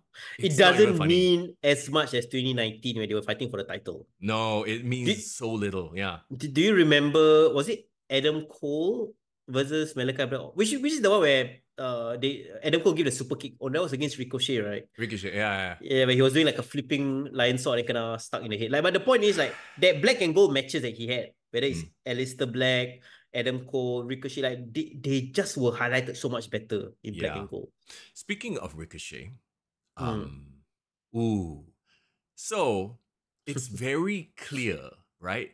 When he and Samantha Irvin, unfortunately, now that they are away from the WWE, their worst habits are coming out. I don't know if you've kept up with the Twitter, the X drama, them engaging with fans, telling them to shut the fuck up. You know, it's like, I'm like, wow, okay, are we seeing a Samantha Irvin heel turn suddenly? Like, you know, in WWE... Samantha said that? Yes! Okay. Like, it's like so out of character, but then again, maybe we never knew her because in WWE, they were like, okay, no, you have to present yourself as a, you know, as a likable person, blah, blah, blah. The second they are out of the WWE shell, wow, you know, they're engaging with fans, telling them, I'm like, wow. That's a Tony Khan problem. Tony Khan is letting them just... And I'm not even saying this as Samantha Irvin is working for AEW, which at this point, I feel like is very possible already. Or maybe like all the hate that they've been getting has gotten to them. Like, I mean, I don't blame them. You know, like they literally shit on her saying that the only reason why she left is because Ricochet went to AEW. Like, then they blame Ricochet, something like that, right? No, but then a lot of the replies that they make are to very normal comments. Like, and it's not even the hate comments, you know what I mean? So they're getting overly defensive lah. Yeah, it's very weird. Like, I'm sure they got comments when they were in WWE also. It's just that they knew better to not like make themselves look like assholes, right? Maybe. Now it's like, oh, Tony Khan Papa doesn't give a fuck. He get Tony Khan him. Okay, you know what it is? Company culture, right? And we can speak of this from our own experience in working in companies.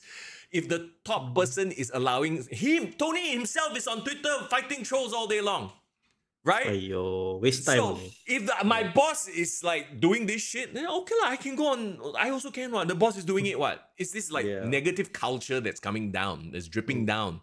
Yeah, I honestly want to talk about AEW right now because I feel like that just removes the vibes.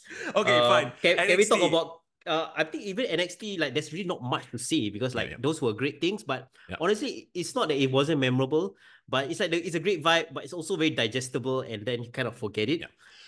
They made stars. They are always in the process of making stars. That is the biggest takeaway. AEW versus Dynamite, NXT rather versus Dynamite, right? To me, Dynamite, only Bobby Lashley stood out, the Hurt Syndicate. On NXT, they tried to make everybody, they had all the legends give the rubs. They started off with a really fun, like, hardcore match because it's a ECW night, right? Lola Vice versus, oh my God, I forgot her name. Lola Vice? Yeah. What's the other one? I still don't know. Lola Vice is the one, the MMA one, but she always her hips, that one. And then in the main event, it was like a full-on like tag, multi-woman match. They were featuring the women a lot. I don't know that match particularly. I only remembered like the super group match that they had with all the girls, right? Yep. Jada Parker's. Yes. So yeah, Lola Vice, Jada Parker. I've said Jada Parker is someone to watch out for in the future as well. Yeah. The Jada Parker is the one she was the next in line or something. She was from was it NIL. I think so. Okay, so the main event was Roxanne Perez, Cora Jade, Fallon Henley, JC Jane, Jasmine Nix versus Team Aura. This is all I can say. This is what you can call them, Team Aura. You had Julia, Stephanie Vaca, Zarya, Jordan Grace, Kalani Jordan. Like, they just stand there, look cool already. They are like a super Avenger team. Yeah, right? So don't even need to watch the match. But anyway, so there you go. That was the card. Yeah, I mean, I watch NXT based on just highlights only. I don't really sit down and watch the full show. Yeah. But I do hear a lot of good things, and I do hope that they keep cooking. You know, like I like knowing that TNA is doing well. I like that NXT is doing well, but I don't have to kind of follow it. That makes sense. Sure. Yeah. Let's talk about SmackDown real quick. Of course, talking about last topic of the day. Moments and emotions. To be honest, I don't even remember the matches on SmackDown. I know Bayley had a match, which was kind of blurred. None of the matches was consequential, let's be honest. The only thing I want to talk about on SmackDown, and I think everyone should be talking about it, is the OG Bloodline reuniting. Do you think it was the right time? Do you think they should have like kind of spread it out a bit more? No, I think they're fine. What they're doing is absolutely fine, because I found myself, right? Like, once again, and maybe this means that, we are not real pro wrestling fans, because how can you say the storylines matter more than the wrestling itself, right? But watching it, I legit, even though I knew what was going to happen, when Sammy and Roman had their first interaction to kick off the show, bro, I felt that shit. I felt the emotions, when he's like, he's not family. Like, I had a tingle. Bro, it's tough, man. I mean, but it makes sense. You shouldn't like make it so easy for them to forgive each other. Yes. Yeah, and I like that, Roman, even though he's so-called the babyface, but a lot of his issues from the past are like kind of, he needs to have that reckoning where he really asks for forgiveness. I think that has to happen eventually. This is such good storytelling in wrestling. And they've worked it so that they don't even have to take a bump and people are there to watch this shit. Yeah. Honestly, you should make people pay to want to watch a wrestling match, which is essentially what they're doing, right? Yeah. Meanwhile, AEW's on the other side doing crazy ass shit every single night to a point where none of it is memorable already. You talk about that, right? So there's the whole tension of, Sami Zayn got rejected. Is he still going to join the new bloodline? So you had that through plot running from the start to the end, because at the end of the night was the tribal chief recognition ceremony or whatever bullshit lah, So there was the whole bloodline. We talked about this before, like how the Raws during the Attitude Era always had that through line of, they start the show with one story, they end the show with the same story. They tie that big knot, so you have to watch all the way. Solo is like Bro, Solo is doing it for me, bro. Solo is like growing on me. if there was are we going to do a most improved wrestler award this year for our end of the year show? I think it is definitely Solo Sikoa. Like, I am now invested in Solo Sikoa, even though months ago we were like, oh, this guy no aura, Naboo, you know. Honestly, I even want him to win a mid-card title just to get some start collecting some belts, because I think he deserves it. Yeah. He has been great in this role. I think now having to be like Roman's equal has made him step up. Yes. And his sarcasm is he's such like a Gen Z. Yeah. The way he just makes jokes, you know, at the wrestlers. It's interesting. I don't know what clicked. Don't know who had a talk with him. But you know what I mean? It's like something just clicked and he's like, oh, this is me. I'm just going to do me, and it's working right now. Okay, I know what it is. I know what it is, bro. It's I got tickets. I got tickets. I think you know what it is too. He's probably doing that at the house shows. And then Triple H or somebody was like, hey, actually that shit works. That's you being you. Bro, it's just all the new bloodline with all their nonsense sticks. Yeah. And then now Tongaloa like quite quiet already. He just stand in the background like waiting for the next moment for you to they realize he can't wrestle. That's what they like. And then Jacob Fatu was like, I love you so. No. Solo. I love you. Like, it's so like what? But like he pulls it off, and then did you see that they let him do a promo? Bro, the promo was good. Good. Like, I'm like, okay, I don't want him to promote too much. I want them to give it to us a little bit by little bit. I'm almost upset. I'm almost upset they didn't post it on their social media. Like they didn't put it on YouTube, that particular promo. I wish they did, because like bro, that is the MLW Jacob Fatu that I know. I've seen his street promos is that level. It's like I feel like watching that promo, I'm watching a future star, like a future main event guy. I got that vibe. I'm like, bro, oh my God.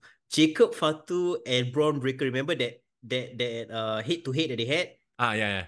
Was it on SmackDown or was it on Raw? I think it was on Raw, because it was like it was on Raw because it was Braun Breaker versus Jey Uso, and then the Bloodline came and interfered, right? Yeah. And then that stare down between Braun and Jacob, bro, that was like Randy Orton versus John Cena. Yeah, but before they became the big stars, they were 100%. So I'm like, there's just so much positivity in the non-wrestling related stuff. The wrestling feels like skippable. Okay.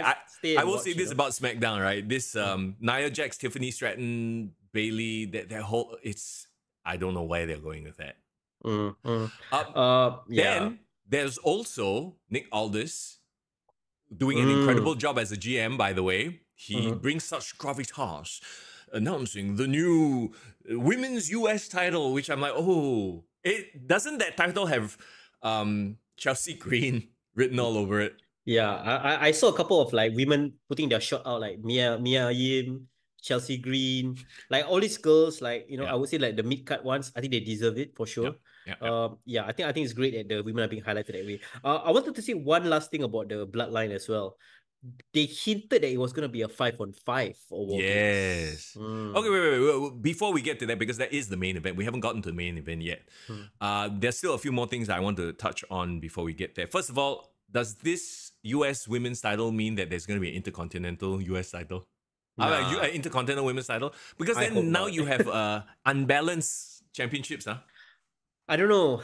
I feel like maybe one more title is too much. It seems too much. It really does. Yeah, it does. Okay. It does. The other thing was the Randy Orton, Kevin Owens fight. And then the pile driver segment. Okay. Like, we all know it's a work, but the way they sold the pile driver. Like, actually, from a certain angle, it didn't even look that good. Yeah, it wasn't that scary to look at, but when Randy was selling it, yeah, he was twitching. He was like, all the sounds he was making. What a master, bro. And then freaking Michael Cole selling it.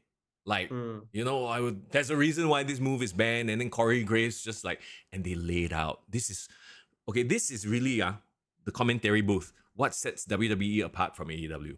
They know when to just shut up and have Randy's moaning voice tell the story. We're doing a terrible job of it. But when they were like cutting him into the ambulance, the commentator shut up. Instead, on the other side, do you remember Excalibur crying? Nothing to say about that. Nothing to say. That's the difference. And I love and I love Randy in the fact that I think this is a lot of him saying like let the moments breathe. Yes. Let him do something crazy. Let him, Bro, take me out, It's a pile driver. Like, yeah. I love that they're calling back to the fact that this used to be a move that everyone did, but they banned it. Yeah, Not and everyone Cody, did, but you know what I Cody didn't even have to do anything like this on this show. His only appearance on this show was him helping Randy out. So, they wrote him out of the show that way. You can either do Randy taking a break and then Cody versus KO for Survivor Series. Yes. Or you can do, like Randy returning just in time for Survivor Series and like calling his shot. There's a lot of things you can do. Yeah, so that could be it. I feel like it might be, he needs to sell the neck injury a bit more. I'll go away for three months or something like that. But that takes us to our main event. So you did allude to this earlier, right? You had the coronation ceremony, you got interruptions by OTC, Roman Reigns himself. And then, yes, they alluded to 5 men, right? And then Solo tried to tease, oh yeah, Sami Zayn will be my 5th. But Sami Zayn comes out, and there's beatdowns, blah, blah, blah. Anyway, long story short, the original Bloodline are back together. They have the whole tense moment where, Sami puts up the 1, and Roman's like hesitating for a bit. And then he puts up, and the crowd just, bro, this is all they did.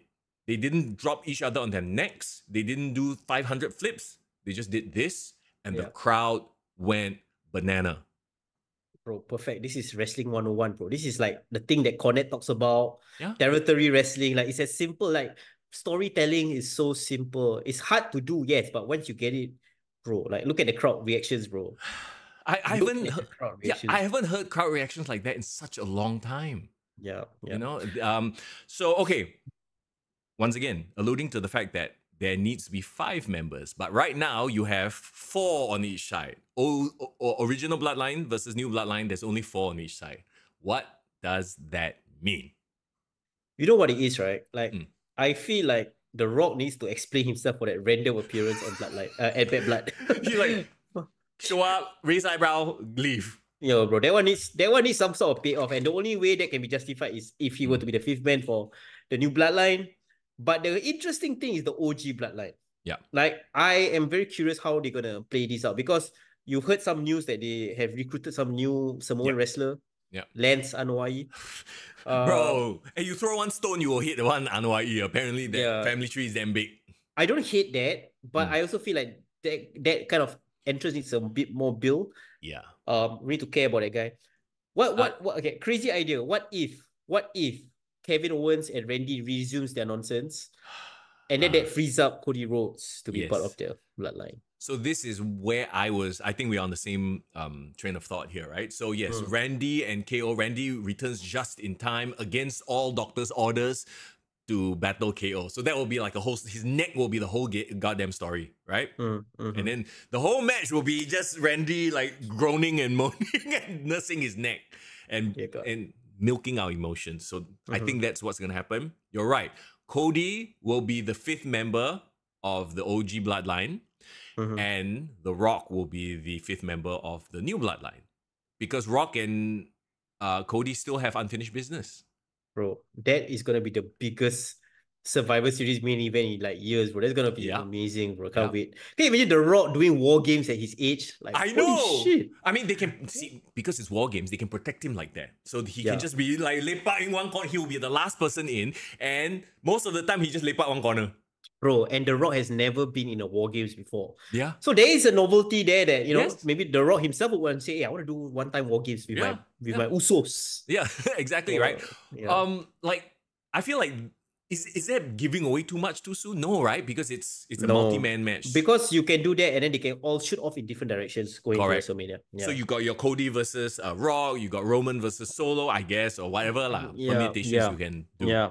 All right. So, I mean, is there any other alternative? What about the Hikaluas and the Zila, Fatu and all the... No, you are like... I just think that they are not a big enough name like to make a splash. Like, it's not even like Solo, because Solo, that time when he appeared at Clash at Castle, he was already an NXT star for a while. The people know him, but we do not know anything about these other people unless you follow them in their Well, indies. we didn't know anything about Tamatonga and Tongaloa, and they all had big introductions. I don't know. But no, I don't think so. I don't think so. Okay. What if the fifth member is Paul Heyman? Paul Heyman got the bandana, got the hoodie. The hoodie, come out and screw somebody over. Nah, I don't think so. It's just Cody and Rock is my pick, and anything less would be a bit of a disappointment for me. Agreed. No, I agree with you 100% on that. I just wonder if they might think it's too much. It's where's it happening? It's in Canada? Toronto? Yeah, Toronto. Nice. Toronto. That's why I was thinking Kevin should play a big role on this show. And Sammy for sure will play the biggest role on this show. Yeah, he'll be the Canadian guy that everyone cheers. Yeah. Okay, that's the episode. Thank you everybody for hanging out. As usual, we want to give a big shout out to our sponsor of the podcast, Hasif. Hasif_captures. He is a independent financial advisor. If you want him to come, take a look at your stuff, talk about entrepreneurship, talk about fitness, do this proper gym bro, anything, whatever it is, the first meetup is all about the vibes. Yeah, man, for sure. Of course, if you need a second opinion on your financial portfolio, he is the guy. He's really big on community and supporting the local wrestling scene. So, if you do support us and you're a fan, please also consider following him as well. And hey, if you want to have a tea session, learn more about personal branding, learn more about entrepreneurship, starting small businesses. Again, he is the founder of Katoshka as well, a very popular russet fries brand in Singapore. He's got a lot of wisdom to share, and I think we learn a lot from him as well. And very, very happy to support him and for him to support us. For the Guide. Audio listeners, it's Hasif_captures, HASIF_captures. So there you go. All right. We are fast approaching our big finale of the season. I can't wait. There's so much stuff happening. Of course, Survivor Series will top it all off as well. So it's gonna be a fun time. But as always, thank you so much for hanging out on the show. We really, really appreciate it. And like we always say, if you see us at any of the live events, please come and say hi to us. We'd love to, take photos with you and finally get to meet y'all IRL.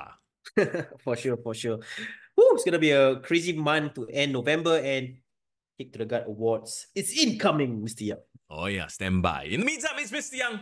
And it's Foreign in the building.